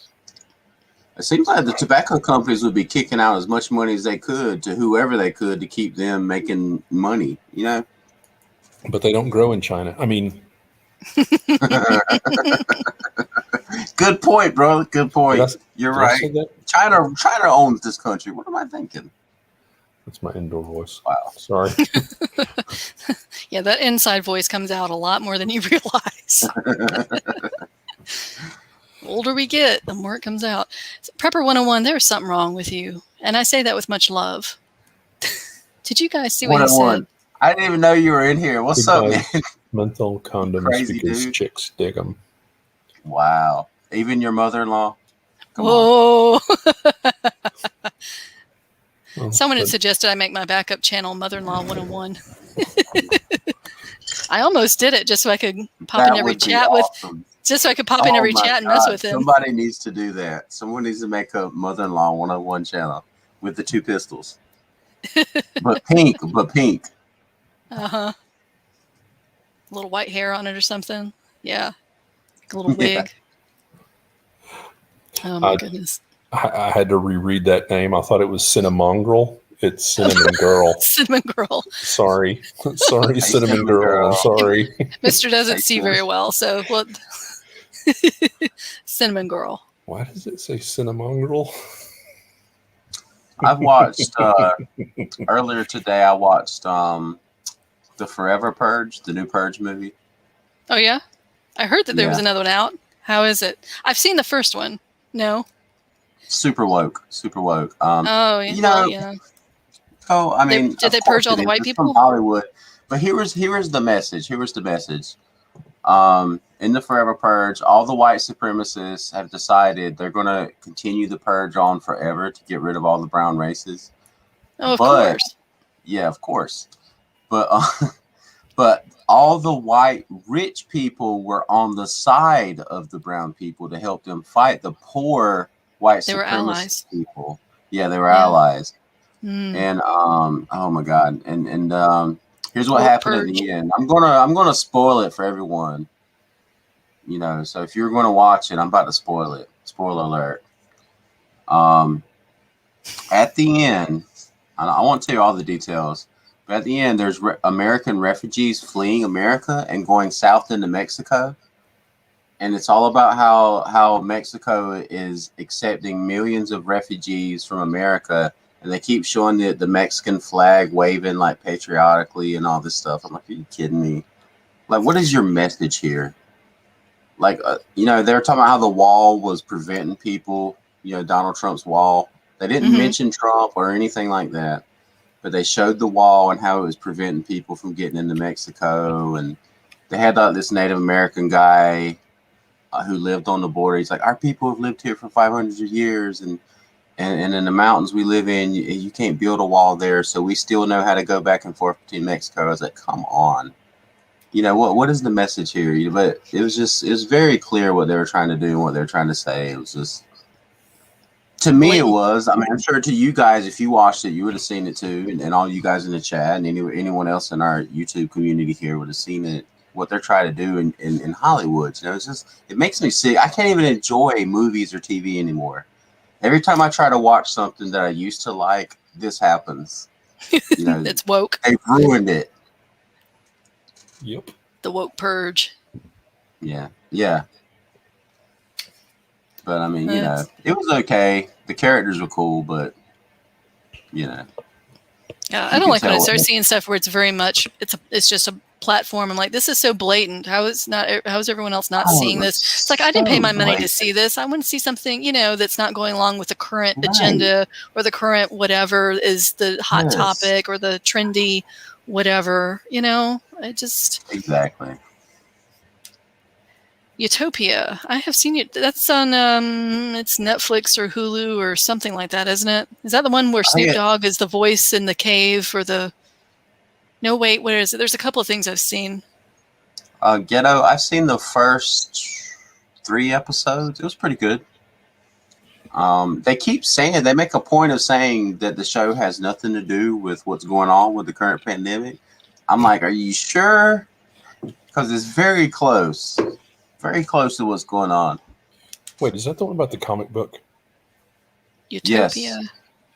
Oh, we did see that. It's the girl. Oh yeah, it's really dark. That's awesome. Yeah. Yeah. Did they renew it? Because I saw where they canceled and then they were, and I was so disappointed. Yeah, it's super dark. Yeah, they weren't going to renew it and have another season. I was really disappointed. It's super dark, real violent. I liked it though.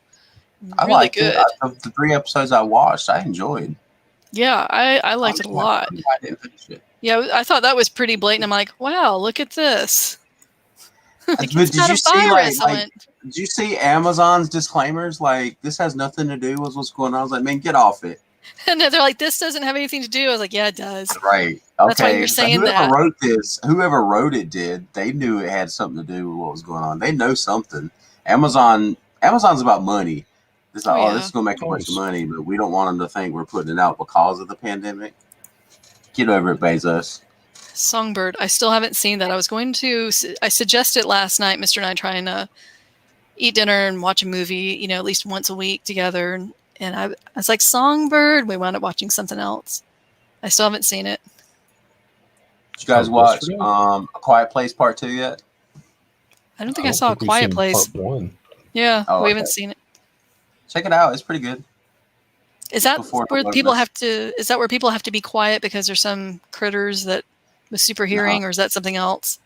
Yeah, and part two, they kind of reveal a little bit to where they come from. There's like a comet or something that crash lands on Earth, and then the aliens spread out, and the aliens they don't have eyes, but they have these things that sense sound, so you have to be quiet. It's pretty cool. I'll have to watch it. I think I may have turned away from it a little bit because I don't really do horror movies, and I say that, and then I turned around on my movie thing a few weeks ago and was like, zombies. I was like, how have I seen all these zombie movies and I don't like horror? Sucked as a story, but if you watch the background stuff, it's nuts. And some things are like that. Yeah, I'll have to watch it. I'll try and get a look at that this week, maybe. Have you seen the Daily Wire movie they released, Run, Hide, Fight? Oh, I saw the trailer for that. Good. I'm like, Was oh my it? God, it was good. Yes. That's the one with a student and her dad. He is, yeah. Mhm. Yeah, I With values that we, appreciate. more conservative.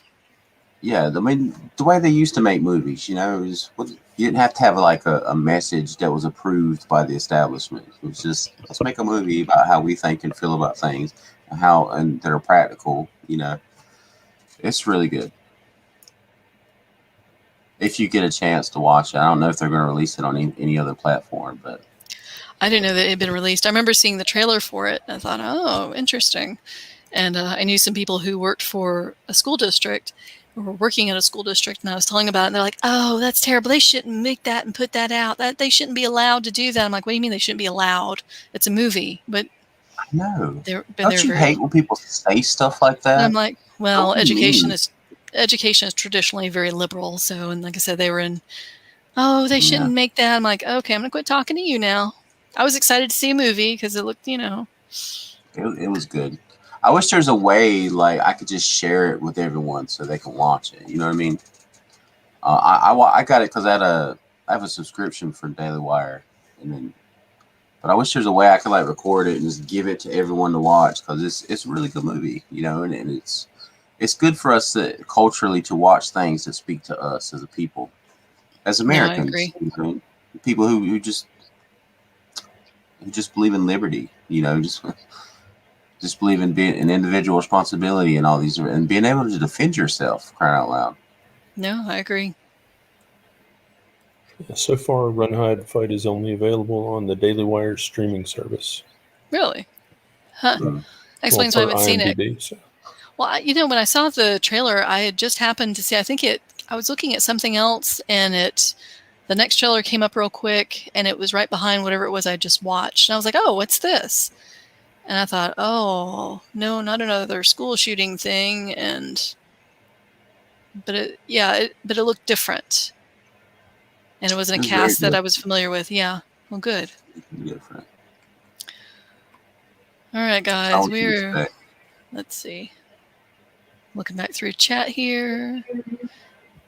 Every show has alternative lifestyles. It does. Personally, that doesn't bother me. I know it bugs a lot of people, but yeah. Yeah, there's something, most shows have got something in them.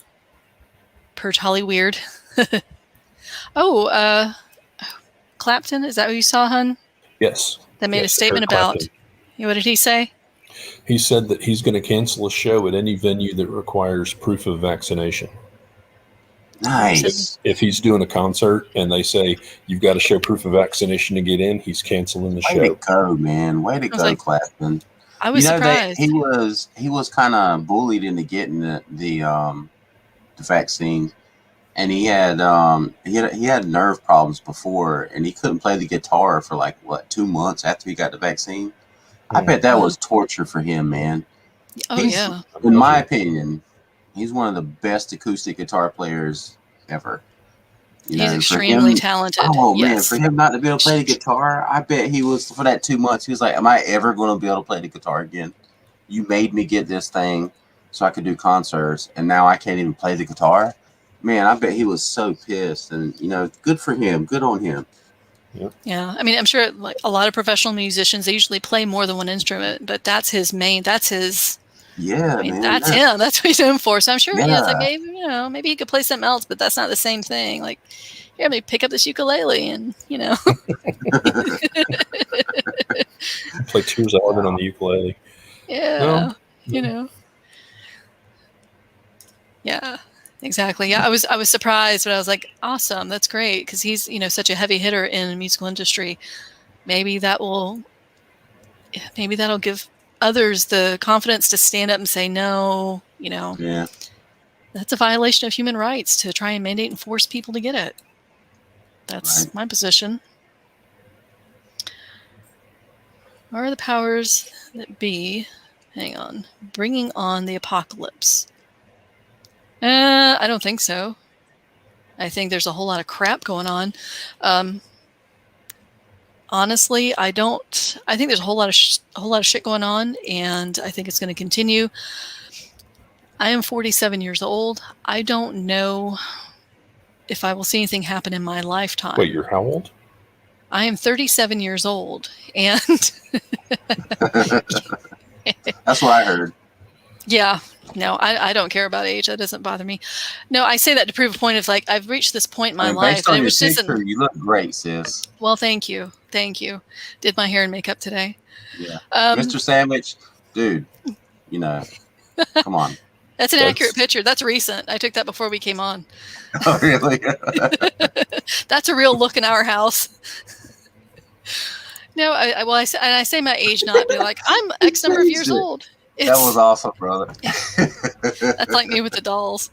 No, I say my age because it's like, I feel like I've been doing this for, in preparedness for so freaking long. When I started preparedness, I thought, the likelihood of something happening, I'm like, yeah, stuff could happen. You always hope it's not going to. And then the older I got, as the world changed and things went on, I started thinking, I do think things are going to happen, but I don't think it's going to be in my lifetime. I think it's going to be in, it'll be our children or our grandchildren's lifetime. They're going to be the ones to have to fight. And by that point, the generations, will they be so brainwashed that they won't fight? They'll just accept whatever. That's what I've always thought. You still think it's going to be that long before we I've changed. I don't know. I've changed my mind recently. I actually was thinking that today. I was like, do I still feel like it's going to be in our children or grandchildren in their life? They'll have to be the ones to pick it up and to peacefully protest. And I say fight. I'm not mean fight. YouTube mods, whatever. The ones to stand up. Exactly. Theoretically. Hypothetically. But they'll have to be the ones to stand up and say, like, no, that's not right. No, you can't mandate someone. You can't tell people. You can't have a forced jab. You can't have this. You can't do that. I think it'll be in my lifetime now. I do. Obviously things are starting, things are happening now. Whether anything will come to a head while I'm still on this earth, I don't know. But I definitely think there's been kickoff. Well, there were 3 members of the U.S. Olympic soccer team who stood and put their hands over their heart during the U.S. national anthem. And this is the U.S. Olympic team. Yeah, at the Olympics. I'm like, what an embarrassment to the country. They don't want to stand for the country. Right. They will wear the flag of the country to go kick a ball around on a field. And get endorsements. That should be a requirement, right? If you're going to represent our country, you should represent the country. Like, if you're not going to do that, rather we send people that lose every event than people that go and don't stand for. Now, granted, it's a song. It's a song. They can do whatever they want. But when you take on the role of becoming a nation's Olympian, you should show pride for the nation. Right. You should show pride for yourself. Well, you're there as a representative of the country, so if they're paying for you to be there, so you might as well. I'd rather a high school athlete to be there and do their best to represent our country than someone like that who's ashamed. Get off the podium then. Yeah. Or stand up on the international stage and act like that. McKinsey River. No, I am not in California. I am in Texas. I sound like your supervisor? Uh-oh. Thank God. Get back to the work. boss of me. I wasn't talking to you guys. I'm just Quit playing on the internet. Get back to work.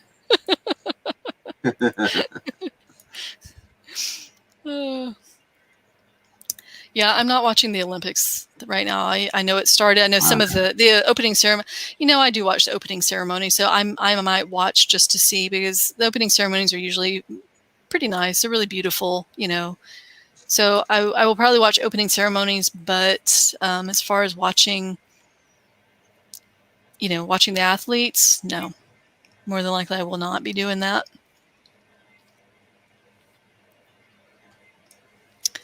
Let's see here. We're going back up. Toyota's boycotting the Olympics too, Cinnamon Girl. Yeah, I was going to say, if Toyota, which is a Japanese country, has pulled out, then, Healthy 27. I didn't say I was 27. Don't put me back there. I've already been through that. We've gotten so far away from martial law. I'm good. Anybody we did. Anyone have any questions or statements about martial law and posse comitatus and the Insurrection Act? And the likelihood of the U.S. military surviving. Enforcing that. I don't think they will. Do you, brother? I don't think they will. Man, even the NCOs I served with, and even some of the officers, man, they would not put up with any command telling them to go and oppress American citizens. I just don't believe that would happen. I think it would fracture greatly. The most unglued I ever saw a staff sergeant in the U.S. Army become was when some kid decided that he was going to spit on the ground when the colors were going up in the morning. We're standing there. We're all at the position of attention. We're all present arms. The flag's going up, and this guy decides that he just has to spit. Oh, man. Oh, that staff sergeant came unglued. Nice. I thought he was going to pull that kid's face off. I really did. It was not a pretty sight. That's what I'm talking about, man. See, that's the Army I grew up in. You know what I mean? Well, Cinnamon Girl is saying the only military worry is the leaders. Do you mean, and even the higher, the super high ups? Yeah, the political officers. Yeah, I was going to say the brass, where it's like they're in politics. Oh yeah, once they get past the company level, they're politicians. I don't know, Tribe. Yeah. This Joker jumped up here with me, man. I'm glad you're here. Look, I'm just an interloper, man. Tribe, you want to hop up here? We talking all kinds of crazy. Tribe, how you feeling, man? You still under the weather? What? Is that where you've been hiding? How are you feeling? If you feel like coming up, I'll drop a link in here. You let me know. Wow, Bug got his shoulder reattached, and I was waiting to see if that's what happened with Bug Dude. Tribe's got something going on with him. Bug Dude, you had that shoulder surgery, huh? I didn't know when you were having it. I hope you're feeling all right. Oh man, was it rotator cuff, man? Yeah, what'd you have done? What'd you have done, Bug Dude? What's going on? Inquiring minds want to know. Just went in and did the detail. Yeah. No, we're just going to file a little off here and polish that. We're going to vacuum out the trash. You sick. Oh, I'm sorry to hear that. Tell Niecy to go in the preps and get you some Gatorade. Make you a tuna fish sandwich. I don't know, man. Niecy don't mess with those preps. Unless it's spam. Yeah, you can have all the spam you want, but you know what? That's not going to help you with being sick. That'd probably exacerbate it. I would agree with that, Mackenzie. I think military in general transforms under every administration, though, would be my argument. And that's as a civilian looking in. These other two here have military experience, so I'll have to defer over to them. But, my feeling is, the military always changes under every administration, and the longer that whoever's elected is in office. So if they're in for longer than one term, you're going to see greater changes. I would agree with that. Under Bush, it was revolutionized just because of we were in two theaters of war, like two major different separate theaters of war at one time. Yeah. And then, it offered them all levels of the establishment government to become multimillionaires investing in these military industrial complexes, And then Obama depleted our military, and then Trump came in and rebuilt our military.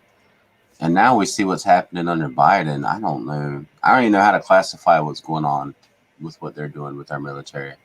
Well, What you it's got, all brother? who's working the hand. Mm. He's a. I know what you How do said I yesterday. how do I say sock puppet without saying sock puppet?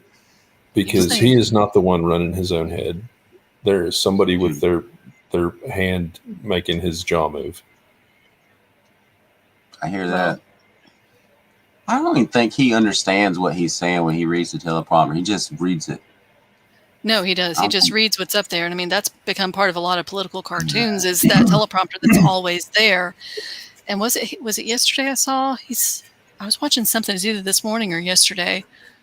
I Oh, mean, the he went. CNN town hall last night. Oh, he went Was that what completely off he script. went totally off I script, and love it when he goes off script. He's so it was funny when he goes gibberish. off script. No, I mean, like it was gibberish. It was bad. Like it was Oh, like, wait, yeah. how, And then the true shot. Well, my legs are hairy and black kids touch them and yeah. yeah, corn pops. Like, what? Yeah, Say that it again, was. please.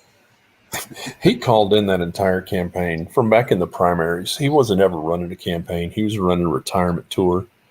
He wanted Right, that. He wanted that seat by the window with the lake drive or with the view of the right. lake. He didn't want to be in the office. He freaking phoned in the presidential race from his basement, and he managed to get more votes than Obama. I Yeah. How think they does needed that someone. happen? I think they needed someone they could completely control. They're like, who we got? Joe Biden. You know, he was Obama's vice president, so they can call back to that, and they can Exactly. completely control the guy. I think that's why they used him. No, I agree. And I've seen a lot of people feel that the VP is being placed like, oh, she's going to be the one to take over. They'll get him out, and then she's going to. I don't think so. I mean, I could be way off on it, but my feeling is I don't think that's going to happen. She's as much an ornamental piece as he is, if not more. She hasn't got a damn thought in that bubble head of hers, as far as I can tell. They're I'll not just go putting ahead the hoe in and charge. yeah, the Sleepy Joe and Ho show. I know. I mean, she's totally corrupt too. In my And in I my mean, opinion, oh yes, she is. I mean, this is she's what we're so supposed to look. bad at this, though. She is This is not a how good politician. No, I mean, this is what we're trying to encourage. We're supposed to encourage young girls to look up to. Like, this is our first female vice president. But look at her history. She slept her way there. She slept her career is sleeping her way up. So this is what we're encouraging. This is what we're showing young women. This is what you should aspire to be. Well, how'd she get there? Well, let me tell you how. I mean, this is something to aspire to. No, Right. And it's already been pointed out more. I don't know if Mr. likes to watch a lot of these, or maybe it's just one or two, the body language and the things on YouTube. Channel. Yeah, there's like this body language channel, and it's like spot on. But talks about she'll like analyze different politicians and how their body language when they say things and how it conflicts with what they're saying and what is actually going on, how she's interpreting it. It's really interesting. But she's talked about the VP and the little giggle that she does. It's this very kind of flirty and everyone's caught on to it by this point, and it's made fun of incessantly in political cartoons as well. That little bubble-headed he, and it's a very flirty, and it's meant to detract. It's not meant to answer anything. It's meant to distract and throw the person asking a question off. And if it doesn't work, then she kind of gets a little snarky. Somebody come help me. Sometimes. Yeah. Come help me. I need the voice in my ear. I'm going to give a cute answer and then giggle, and then we're going to move on because I don't have a real answer. I don't have any actual content and actual thought or, anyway. So, I mean, in 2024 for the next presidential election, the DNC's already said Kamala's off the table because they know she can't win. Yeah, I'm not surprised at all. I didn't ever think she was. If Joe makes it, I mean, you think they'll run Joe again? I don't even think they're not. No, I'd be surprised. Who do they have? I'd be surprised if he makes it through this term.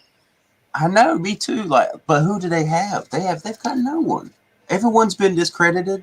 Everyone is hated now. So who do they have? In your opinion, who do you think they're looking for? Do you think they're just grasping? Bernie's through. Yeah, Bernie's no good. Bernie was never. Yeah. Yeah. Bernie was never a thing. Hillary's off the table. She's been gone. AOC's done. I mean, they've got nobody. AOC is the too entire much of a squad. AOC is too socialist. She's not going to get in there. She's already pissed off everyone anyway. So she pissed off Pelosi. That's not going to happen. Yeah, Pelosi. Yeah, Pelosi, Pelucifer.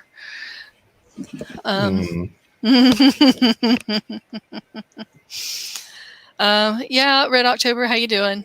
They do have AOC. I don't think that I don't think she's a contender. I really, really don't. I think she's too much of a bull in a china shop. She's not controllable at all.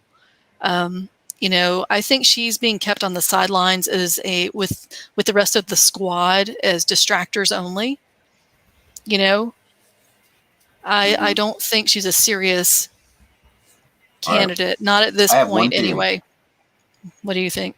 I have one theory. Joe Manchin. I think he could be a red herring or a Trojan horse.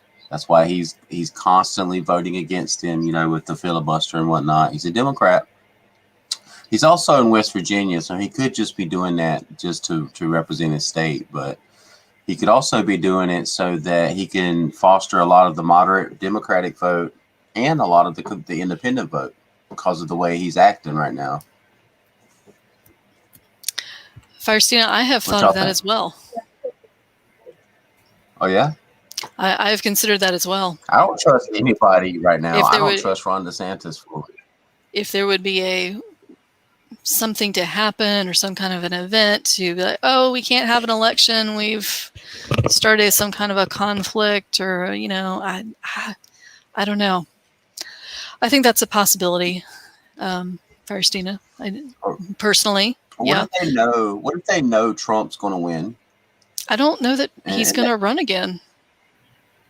I know, you're right, but whoever the America First person is, maybe they have contingency plans.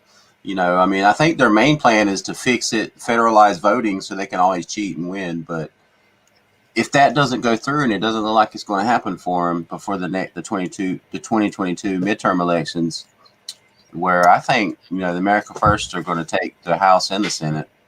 But even then, in the 2024 elections, I think they have contingencies to where if someone wins who they don't want to win, like you were just talking about, Sam, it's martial law. They're going to do it. They're going to pull the trigger and hope the chips fall on their side. Call in all their foreign, call their Chinese masters, call in the UN, whatever they need to do to make sure that they come out on top. Who cares the loss of life? They don't care about us. They don't care what happens to us. As long as they're okay in the end. I don't know. That's me. That's just me spitballing. I'm Demolition Ranch for president. What'd you say? Demolition Ranch. They took him off off the platform. Did they? Right. He was on there yesterday. Oh, was he? Yeah. Pinball said something about they took him off somewhere, and I was like, what? Really? Yeah. I know they demonetized all of the Demolition Ranch videos, which is why he's got that other channel off the ranch. Oh, maybe that's it. But as far as 2024, I think there were so many emotions surrounding this past election. I think there's going to be a big hype. I think people are going to be extremely worked up for the next one. I mean, I could easily see there being something big happening. And that sounds a little ambiguous, but I think the next year, let's see, we're in 21, 22. I think the next year and a half, if things keep ramping up the way they are, things keep going and going, we keep having issues with, I want to see how this stuff plays out with the jab. What's going to happen with this? I think that's going to dictate what's going to happen in 24, how people are going to react. Mm-hmm. Will we have an election? There's a lot of variables between now and 24. There's just there's just so much. I hate to sound like I can't form a thought, but I got lots of thoughts on what I think could happen. They could release a real virus to cause a real pandemic, as far as we know. Yeah. I know. Whole channel shut down just because I said that. We've said plenty of words, so I'm surprised I haven't been cut off yet. No, Everyone's bud. still here. Huh? I've Kentucky got ballistics for Secretary of Defense. what? All right, mister. I'm Like in the what? chat. I'm over in the chat. Oh, okay. All right. You know what I've wondered? Okay, so here's one. What if, and you're probably going to like this, mister, because you spent a little time in New York. What if Cuomo, remember I said I thought early on during the whole thing last summer when he was making all the right moves and everyone was like, he's so awesome, he's great, why can't you be like Cuomo? I said, he's going to make a run he's trying to angle up for the presidency. And you said, no, they won't allow that. Mm-mm. You don't think he'd switch sides? Because isn't he Republican or is he? He's no, Democrat? He's died the Democrat. Oh, well, there you go. What if he hops over and he was the best? No. No? No. Too dirty? I think he was one of him and Newsom. I think both of them were contenders, but they've been completely discredited. Oh, I don't think Newsom was. Newsom's too. Cuomo, I think I could maybe see Cuomo. Yeah, he's dirty, but you know what career politicians aren't? I mean, hell, look who's in the office now. I mean, probably. I don't want to say too much. I'll get shut down real quick if I say too much. Bug Dude nailed it. Cuomo for guillotine. Cuomo for guillotine 24. No, Cuomo. No, you don't think so, Cinnamon Girl? Mm-mm. Release Mercer. They destroy the mental voting, prove it's a sham. Well, and exactly, that's it, Tribe. I mean, we have no confidence in the system anymore, regardless of what side you're on or who you voted for. Because I got news for you guys: Trump wasn't my horse, but neither was who's in office.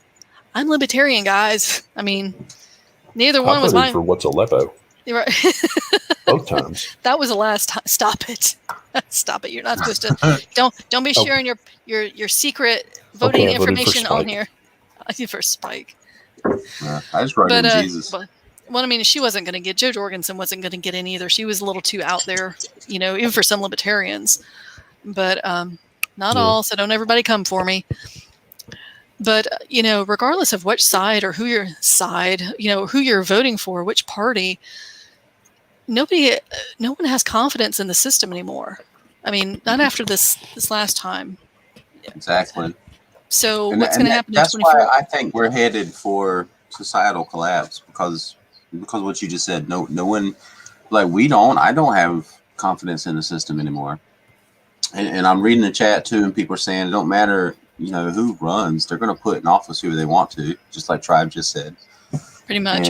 Well, and that's the thing. Even if it is a legitimate election and it's on the up and up, how are we going to know now? It's too much is in question. Too much is in question.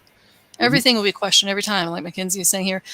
You know, whoever's. I think it's all corrupt. I think it's always all been corrupt. It's just seen the light of day now. Now we know.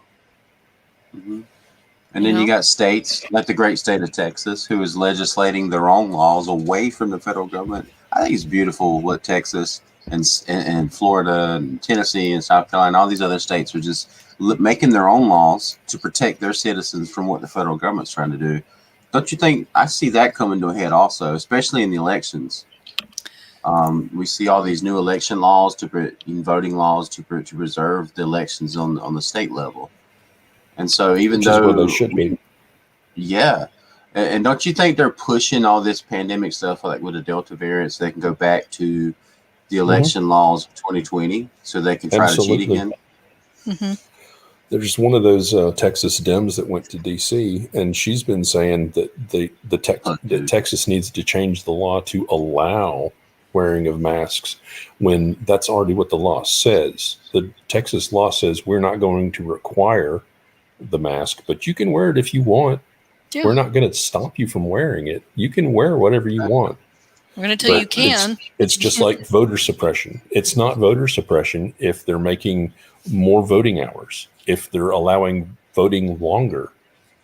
The only thing they're changing is taking away the individual county from changing how they accept votes. Like Harris County did 24-hour drive-through voting, which completely derails the entire Well, you don't need you shouldn't need an ID to vote. What about driving? Don't you need an ID to drive? But you drove up here. Drive-through voting, you're going to need an ID to get to and from the voting location. But yeah, it's all about voter suppression because definitions are changing. The words that we thought what they meant, what the dictionary says they meant, it's not what they mean. Not anymore. Oh, this is depressing. They're good at that. They're so good at changing the meanings of words. Well, people aren't paying attention to that either. Stuart, what you're saying there about old school liberal, we've got some friends who are the same way. And he had someone ask, he's posted on his personal Facebook recently that someone asked what his affiliation was, if he was this or that. And he said liberal. And they went, oh, and he says, no, old school liberal. And that's basically what you said. Yeah. Which is the traditional, that is the definition of liberal. Yeah. And I said, that sounds a lot like what has become libertarian. Huh. Ludo, did you try and type somebody's name there? Because all I see is a bunch of stars. And if he didn't put in the stars, it may have been, let's see, I don't think I have that blocked. I've got some words blocked. Okay, never mind. It's not a name, it's a word. It's a word and an action. So, okay, I got it. Starts with M. Yep. Ends with Uckers. And it's not Fuddruckers. Let's see here. I don't know why these preppers keep telling us that we're losing control. They're coming to kill us tomorrow. Why don't you take a look around? These motherfuckers ain't running from office. Okay. I'm not telling you that anyone's coming to kill you tomorrow. I don't think anyone on this panel has. What do you mean they ain't running from office? You mean they're not leaving their positions of power? Is that what you mean, Ludo? I don't understand what you mean. Yeah. Can you clarify for us, Ludo? They're coming to kill us tomorrow. Going back up through the chat. Let's see. Ludo said, I mean, who are these people? They continually tell us that the elites are in control. They control everything. Can't you see how massive we are? Who gave them the power? They're just flies. Well, that's a good point. But that doesn't mean they're not in control. I know. Look at January 6th. Oh, now you did it. Now the mods are coming in.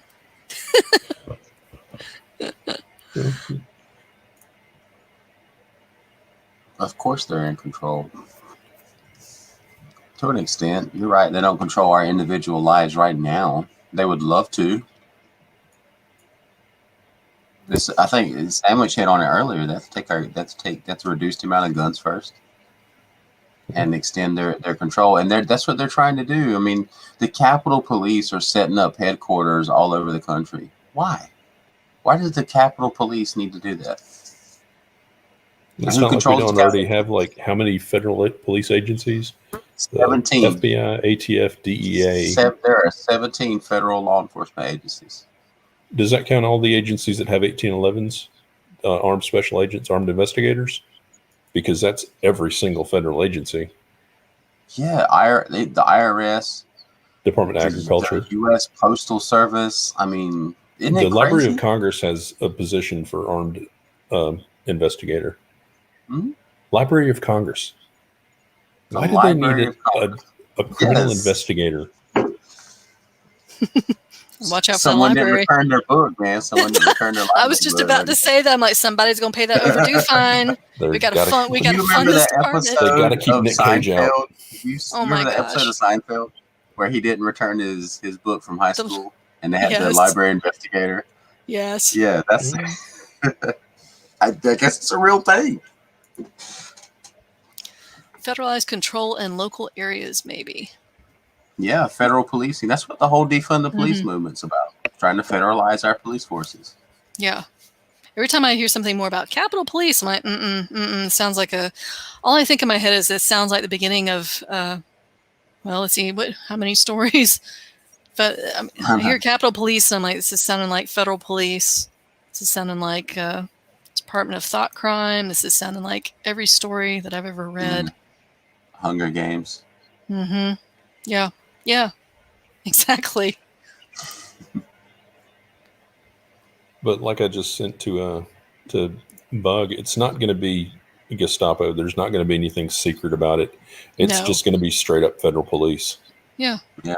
So there's not going to be any geheim to it. It's going to be Statspo. Mm-hmm. So. I mean, to me, COVID-19, what happened in 2020, was a test run to see how they could extend their federal powers over us. For all the world's governments, they were seeing what they could do. And look at the governments, the countries that don't have a Second Amendment right, where the people don't have the right to bear arms. Look at the control, how they still have it. Australia going back into hardcore lockdown. Canada going back into hardcore lockdown. All these European countries going into hardcore lockdown because the people can't fight, and the government knows that. But ours is different. And so our government is testing and seeing what they can do and what they need to do next time. So when they have the next pandemic, and everyone's predicting it, and I think they're going to try, but I don't care what they say this time. I'm not doing anything I don't feel like I need to. If I feel like there's a pandemic going on and it's dangerous enough where I'm going to need to take precautions, I will. But I don't care what they mandate, man. I'm not doing it anymore. Exactly. And it's shut down. Channel deleted. I was going to say, I'm just waiting for them. Like, are we still up? Are we still good? So far, so I'm good. sorry. No, you're good. No, this isn't my channel. No, you're good. You really are. You're fine. Because I told Mister, I was like, all right, topic for Thursday's martial law. And he's, all right. I was like, I'm going to say all the words, or a lot of them, and let's see what happens. That's why I went ahead. I forgot to say this at the top of the stream. I do have my backup channel. It's on the About tab on the channel page. And I also have it linked on the banner. So if anything were to happen, we'll go play over there and say some words and see what happens. Words. Wish you had a mod out there like Stuart who would drop that link. Well, I go find it. Let's see. Well, and I don't know if I've got it set up right or something. It's like I couldn't even find it. Doesn't come up in a search. So I don't know if when I go into it to like look at the controls and stuff, it looks different. So I was like, do I have it set up? But I don't know. I've also got a Rumble as well, folks. So, dude, the first chapter blew me away. I can't believe that's a book. The link's cold. I'm sorry, what's that, Tribe? I'm sorry, I was reading Tribe's. Oh, Tribe was talking about a book. Let's see what we got going on over here. Oh yeah, I remember seeing that in high school. That's been around forever. Right? It's just what, like the 60s, 70s? Yeah, somewhere in there. Ludo, what rappers are you talking about? You talking about preppers?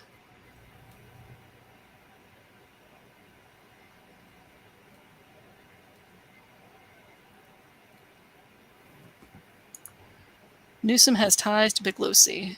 I believe it. I mean, in politics, they're all. Everyone's. Newsom is Pelosi's nephew. Yeah. Yeah. I was thinking. I think they're. It's kind of like a small town in politics. They're all related to each other in one way or another. Yeah. I mean, truly. Yeah. Thank you, Stuart. Stuart's the man. Appreciate it. Thanks, Stuart. Oh, never mind that I put it up there about 6 comments over here. Oh, did you, brother? Thank you, Mr. Sandwich. Thanks, Mister. You're the man. Thank you to my mods. I do all the work and Stuart gets all the credit. I didn't know you put it out there because you never put links out there. That is so not true. I don't put them up there with the frequency of a Stuart, but. All right. Thank you. Thank you, Stuart. Thank you, Dame. I'm so confused. Yeah, I'm right there with you, Ghetto. 1984. Yeah, they made 1984 into a movie. A couple of times. Yeah. Gosh, that's so weird. I was watching it today on my lunch break. The one that came out in 1984. Yeah. With God, what's the dude's name? I can't remember. He was in V. He was the chairman. Oh, man, I forgot about V. Yeah. V, the final battle. I remember that. No, not the alien movie. This is going to be off color. I V had for never seen Vendetta. that. I've never seen 1984. I was trying to watch it today, and there's some weird scenes in that movie. I'll just leave it that way. But it's good. In 1984? Yeah, in the movie. The book, the book is the book, but the Right. movie was good. There's some weird scenes in that movie. I'll just put it that way. Yeah, John Hurt. That's who it was. John Hurt. That's his name. Yeah. Yeah. He was Winston in 1984.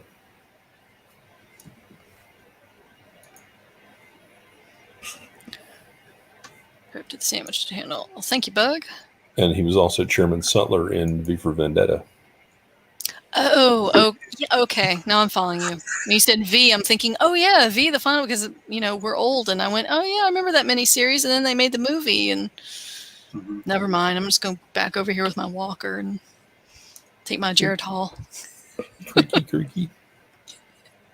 What is that squeaking in the background? Is that here? That would be you. Yeah. That's right. It did. I forgot about that. It did start with the virus and a lockdown. That is true. Yeah. Oh yeah, you meant preppers. Okay, we were wondering because it kept saying rappers, so I was wondering what rappers you're listening to and why you're taking advice from rappers, and what the advice was. Oh man. Well, I think we have well and truly covered martial law and everything in between, and then some. What else you want to talk about? Now, I know you're going live tomorrow night too. You guys have not, if you're not subscribed to Native and Devout, you need to go over there. You need to subscribe. He's going to be, what time are you on tomorrow night? 9 Eastern? Probably. It might be 10 tomorrow night. 10? What? Yeah. Coming in late. I know. Get late nights, because after a certain time, it's like TV. You can say all the words after a certain time. Not really. Just all of them. Just every, no, I'm just kidding. Like all the curse words, the C word, the P word, it's all coming. Tupac is giving advice, right? Tupac gives lots of advice. If you want to know the rapper, just know the words kill, fuck, die. Okay. I was talking to Deval about rap. Deval's 27. I'm 39. So we have different views on rap and stuff. And I was talking to him about Tupac. Yeah. And we got into a disagreement. And he was like, man, how many good songs did Tupac have? Like 2? Oh, my Lord. I was like, dude, really? 2. I couldn't even talk to him. I was like, what do you mean, dude? I like that. I can't even talk to him. Like my mom, like I was trying to name all the good songs that come out with it. She was like, psh, psh, psh. I was like, whatever, man. Well, what 2 songs are the only 2 that he thinks Tupac did that were good? Machiavelli. Devat, if you're out there, Hail you need Mary. to let us know. Hail Mary. He said Hail Mary was good, and what's the other one? He said Fuck the World. He's like, what else? I still think Tupac's work with Digital Underground was the best. His what? Digital Underground. Digital Underground. Yeah. Does Devout? Do you know that he was with Digital Underground? Do you know who Digital Underground was? Me? Native Cougar Devout.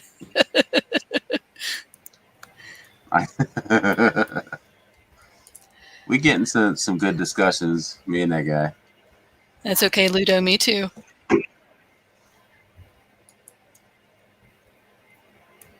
Mr. with the win again. What did I do this time? I did know that, Ghetto Prepper. I heard about that. I did not know that, Ghetto. Yeah. What was it called?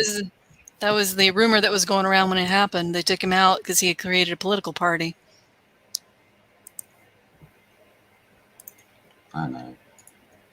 Well, I mean, we just saw they were involved with who was it? Governor, help me out, hun.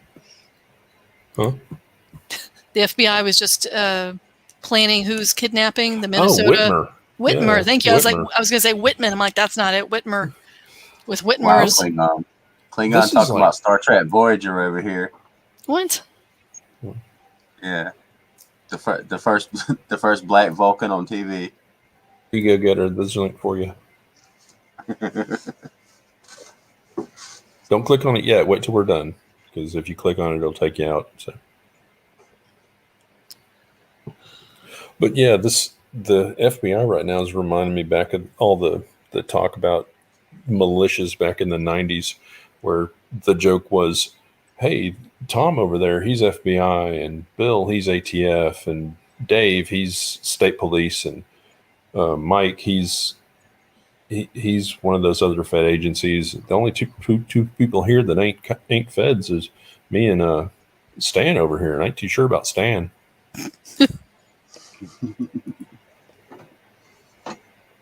Or they go around the room and. Sorry, I just got that. I was like, Tupac on Star Trek? No, Tuvok. Tuvok. Yeah. Oh. Oh. Klingon princess.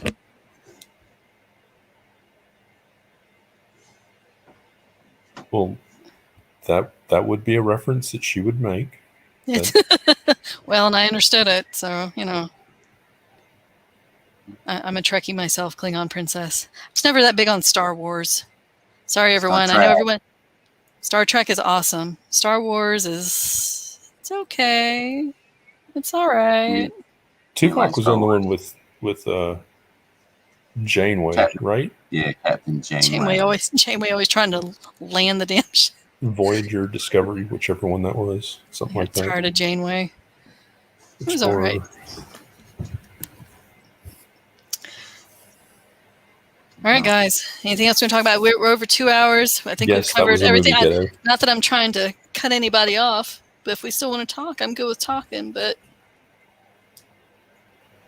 I don't want to cut into anything that you may be wanting to rant about tomorrow night, Native. I don't want to take all the fire out of you before tomorrow.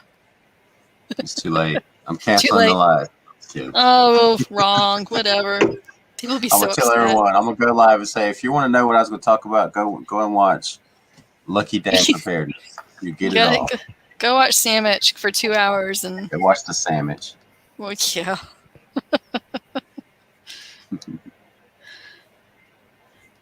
Ludo, man, what is going on? What? Ludo's got stuff to say. I believe that these people are in control. Well, it's not that they're in control of the individual. It's they're in control of the system. The individual is still the ultimate minority. As long as there are individuals, everybody has a say. It's when the system doesn't let the individual have a say that they have complete control. Right now, we all still have a say. They're trying to change that. They being them, being the people that have entrenched themselves in bureaucracy for the last 50 years. Working in political office since the 70s. Right. Term limits. We need term limits. Yes. We need sunset clauses on every piece of legislation. They're not going to vote for that. You know that. I know. They'd be like, yeah, here, take me off the gravy train. No. I know. I'm not going to go jump on someone else's Discord ghetto prepper. I'm not going to take over anyone else's Discord. Yeah. That's not cool. That's not cool. Stuart, I don't even know it should be 2 terms. Is 2 terms more than 4 years? I like Mexico's system. Their presidents get 1 6-year term. I think that's good. 6 years is a long time. 6 years. You got 6 years. That's all you get, and you ain't got to worry about re-election. Just do whatever you want for 6 years. I think it's a good system. With our checks and balances the way they're supposed to work, I think that would be good. That would be awesome. If there's term limits on our Congress, that would be awesome.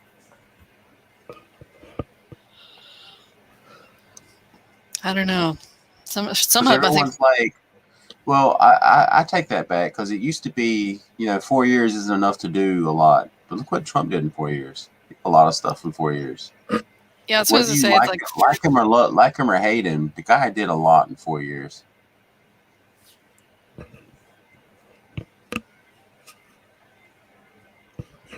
I'm not going to die, Ludo. I'm going to live forever. What is going on? I don't know. Something about reality. Reality of it all is that these people could not survive, and they know it. So what's the point? Absolute madness, chaos. I think that's it. They're going to die too. All right. Well.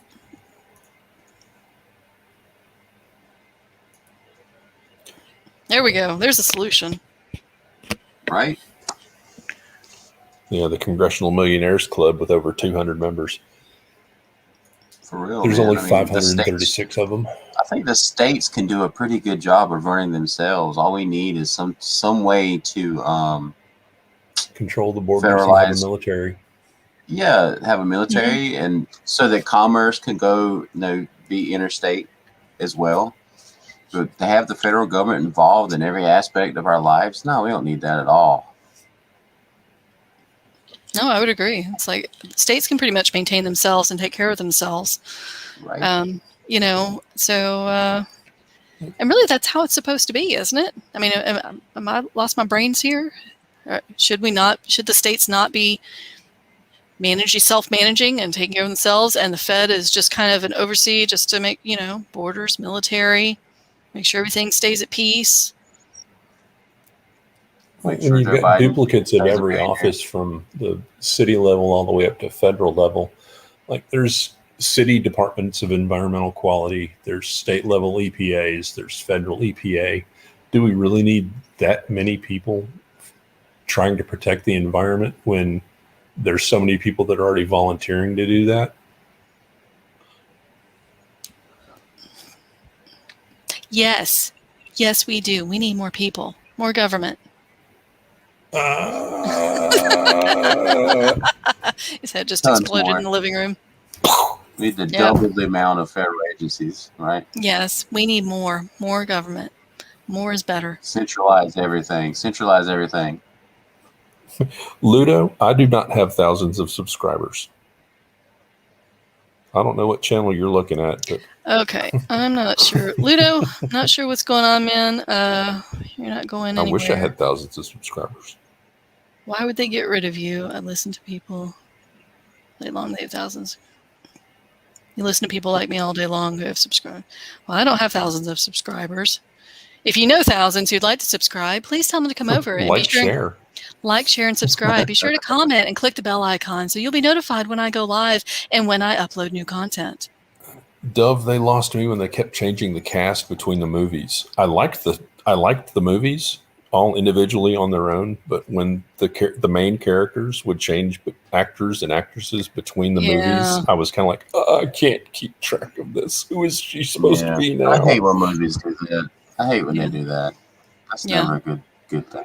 Yeah. Well, it's unfortunate because it's a good story and people would watch it. Yeah. The first one was dynamite. I haven't seen the second two. We saw the second one, didn't we? I think so. I think I tried to watch the third one, but it was like, I did not. Yeah. I can't. People names. Who is this character? Yeah. Who are you? You have to reestablish with every movie who's who. It's a pain in the ass.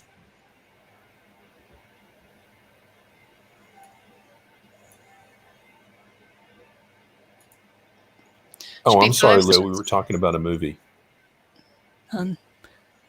Luda's asking what we were confused about.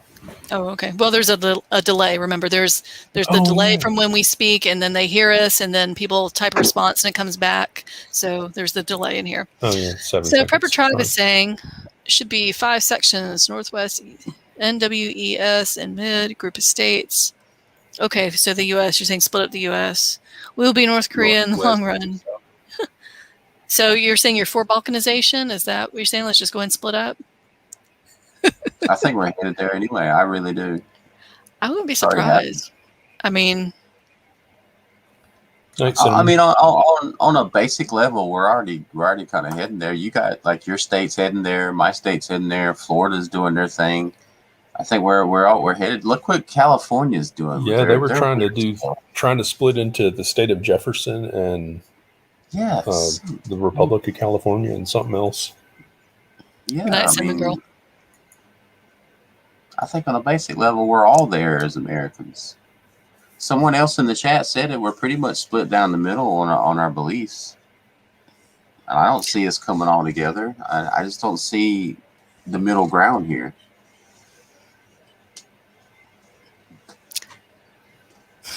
But hasn't it always been that way, though? I mean, has the U.S. always been split on beliefs? I don't think in this way. I think there was a time to where we could debate and to have a discussion, but you can't have a discussion with people now about, wanting to tell you it's okay for a 4-year-old to chop off his penis. And you say, okay, can we talk about this? No, you're racist if you don't want to do this. Right. It's like, you know what I mean? Like you can't have a discussion with the other side.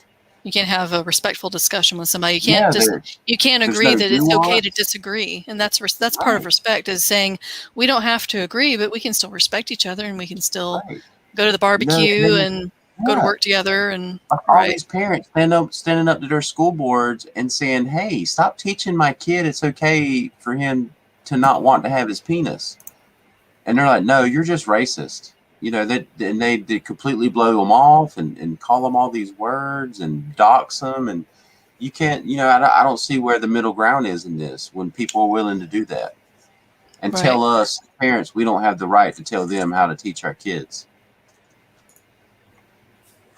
I'm sorry, I'm ranting. No, you're good. But it was good. Go with it. You're on a roll. The Germans?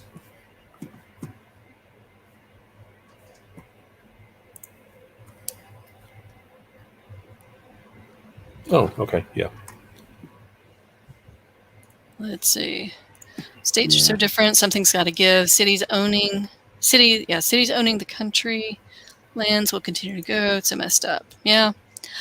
Well, the balkanization, or the splitting up of states away, again, that's one of those things where it's like, I don't know, I'm kind of teetering on the edge of, could I see that in my lifetime? Could I see that, the beginnings of that? I mean, like really happening, like states saying, you know what, we're done. We're going to go over here and we're going to play with these other couple of states because we get along pretty well, and we're going to do our own thing. And I don't know. I just don't know.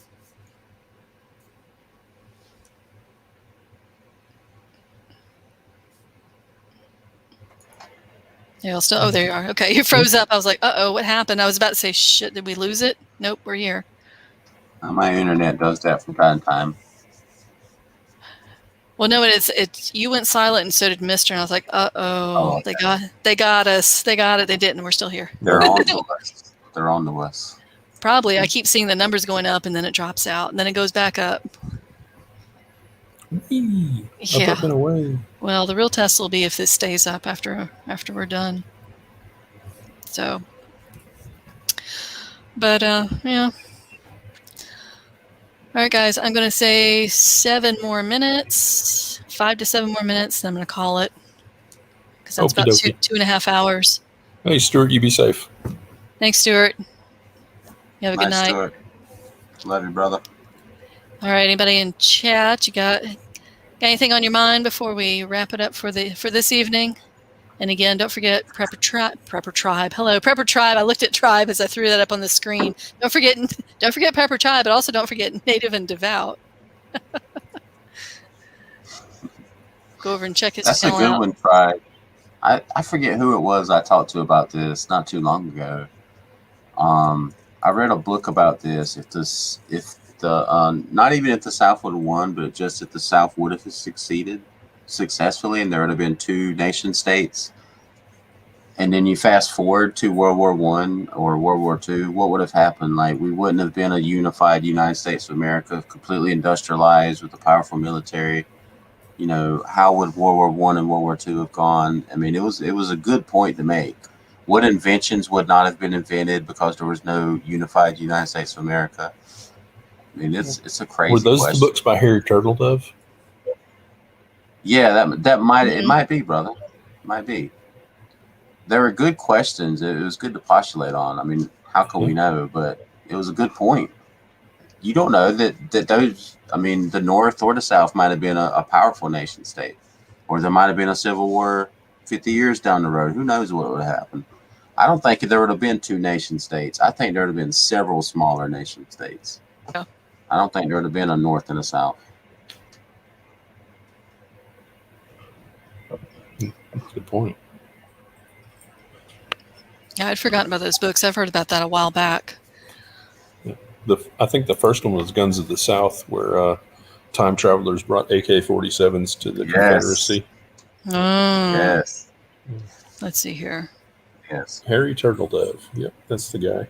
Man with the Iron Heart, The Guns of the South, How Few Remain. Oh, interesting. Yeah, he did an alternate history of World War II as well, where the Japanese invaded Hawaii. After the bombing, they landed troops. Oh, wow. I didn't get that one.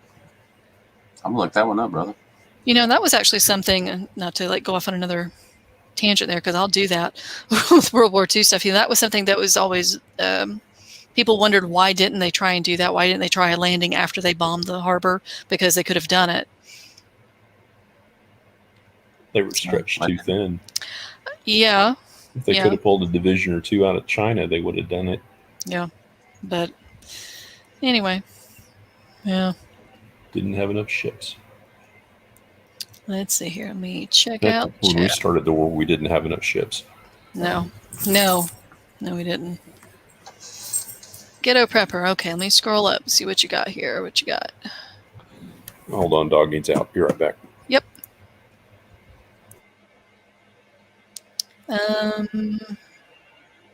Oh, here we go. How is the division on our devices more, or is it interface physically? I feel once I turn my screen off, my life is pretty much the same as it was 10 to 20 years ago. Now is the division on our devices more?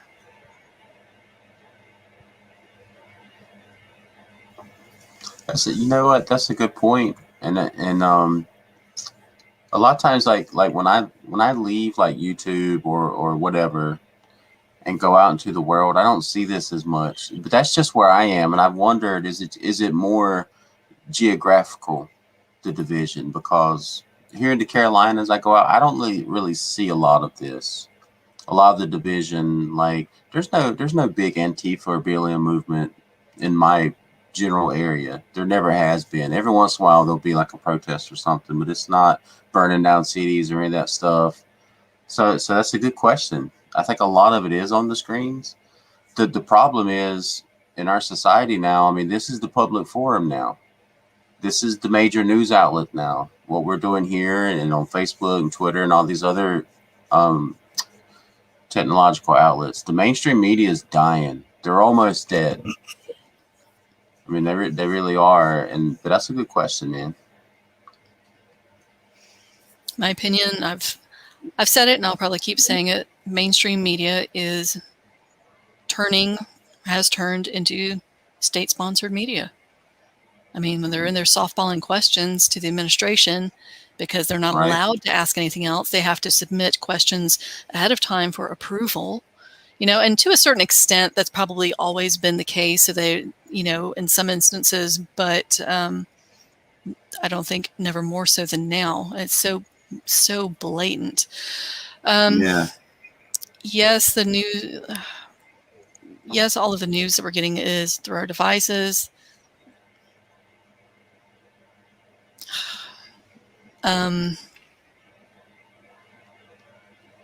Is your life pretty much the same as it was 10, 20? I don't feel like my life is the same as it was 20 years ago.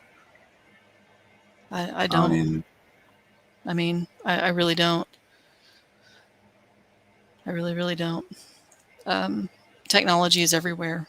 I mean, we can't get away from it.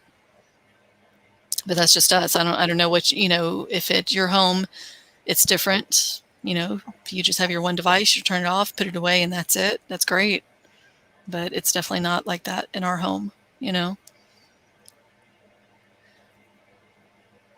And we can see if Mr.'s he's got the dog outside, so he may not be back here shortly.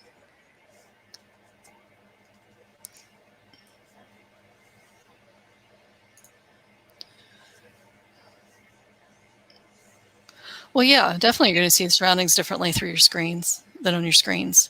What's given on the screens, I mean, I've said this in other things as well. I was saying this on Sunday in regards to other stuff. You know, when you see us up here on the screen, or you see native because, you just see my picture. But when you see people on a screen, there's a disconnect, It's Right. there's a real disconnect. And I think That's true. that really plays into it a lot, It's not seeing something real, right? Mm-hmm. I feel like people, 20 years ago, it'd be more than 20 years ago because there was computers 20 years ago. So let's go back and say 30, 40 years ago. How about that? 30, 40 years ago, long before computers became, more mainstream and were affordable and in the homes, before you could get news on the computer. I mean, yeah, you have your TV, you had it in print. I think people were more connected to society and what was going on in the world, for a lot of reasons, not just for the absence of computers, but I Right. don't know, maybe it is with the absence of computers. We had to talk to each other. We weren't glued to a screen and having this disconnect. Yeah, you may see Right. stuff on TV, but you still went to school or work or wherever the next day and you talk to people about it. Now we don't necessarily talk to each other, and this could be like a whole nother discussion, but yeah. That's a good point.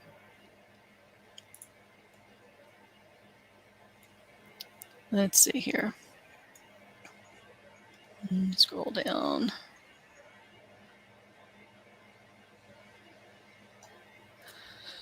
All right. I'm not sure what's going on here, so I'm just going to do this.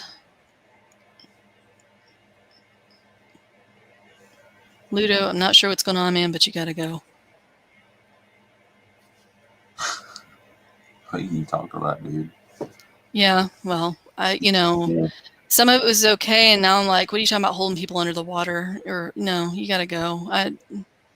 No, not in the mood for nonsense this evening. All right. Well, I'm going to go ahead and end it here. Any final thoughts, Mr. Native Voice? Final thought. Why are you putting all this? Because you're the guest. You're my impromptu guest. Snatched you up here. I was like, you got something to say? You're like, I always have something to say. I'm like, well, come on.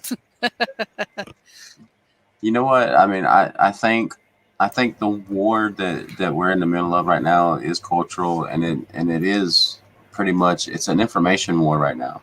We're already in a civil war. We really are. There's two main schools of thoughts, pretty much. I know that there's you can split them up into all different directions, but pretty much there's the people who believe that America is a good place and it's the freest place on the planet.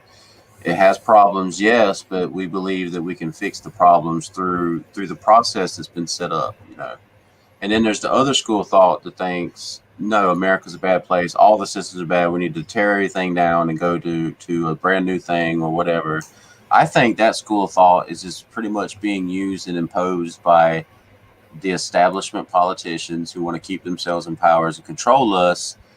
And I think the reason they push like communism, Marxism, all this stuff so much, because they know it will always lead to a dystopian society where there's the ruling political class and then, the peons underneath. I think that's what they want. I think that's what they want to try to bring the whole world under that system. And all the stuff we talk about with the 2030 project and the Great Reset and all that stuff, that's what they want. That's what they're talking about. I mean, owning nothing and being happy, that's what they want.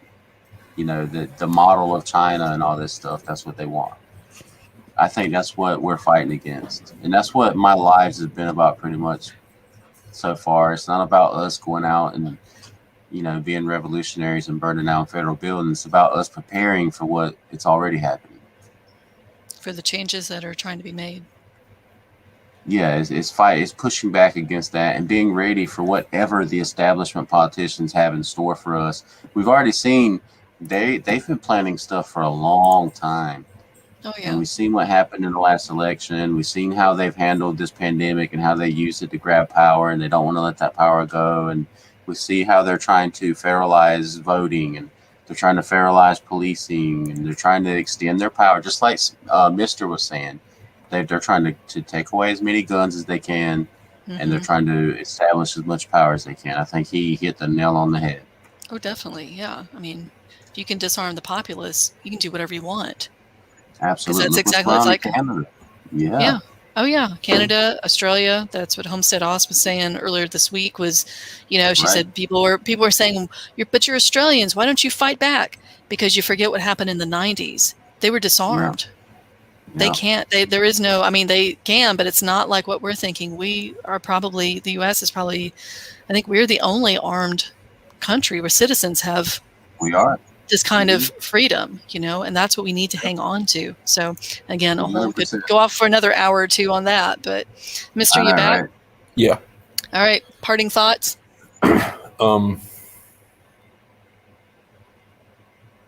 That was profound. Well, it's still a work in progress. It's still a work in progress. Right. I'm going to get there. Thank you guys for having me, for letting me come up here with you guys. I've enjoyed it. Absolutely. I really have. Thanks It's one of the best lives I've been on in a while. Oh, thanks. Appreciate you coming up. How about parting thoughts of keep prepping? Stay alert, stay awake, pay attention, Take a knee, face out, drink water. Oh, all Sorry. right. Sorry. No, you're good. Jumped out. As much toilet paper as you can get your hands on. And rice and beans. No salt, no pepper. Oh, stop it. Yeah, if you get rice and beans, you're going to need some extra toilet paper. Gasoline in the grocery bags. Gotta tie it tight. Yeah, double knot it. It'll be okay. Nobody's going to come on my streams anymore. Yeah, right. Sure they are. They're all still here. Look, I'll get dinged for that, for misinformation. That's what I'll get it for. All right, you stay safe. Right. Okay, Native, you going to hang out for a minute? Native. Actually, I got to go to bed. You got to go to bed. I'll hang out. For just a second. For a couple of minutes. Yeah, just a second. All right. Okay, everyone, I'm going to end it here. Thank you all so much for coming. Appreciate you very much. Thank you, Native, for hopping up here with us and talking for a few hours and letting us keep you up past your bedtime on a Thursday night. Thanks to Mr. and thanks to my mods. I think Stuart's already hopped out. I understand some folks are bailing for another live that's starting. I understand. Come back on Sunday at 3 Central, 4 Eastern. We'll just have a social hour, and I'm truly going to keep it to 1 hour because y'all are really bad with getting me strung out talking for a long time. And I got stuff to do on Sunday. And it's just a social hour on Sunday, nothing serious. You guys have a great evening, a great week. Thank you all for coming. Stay safe out there and stay sweet. Night, everybody.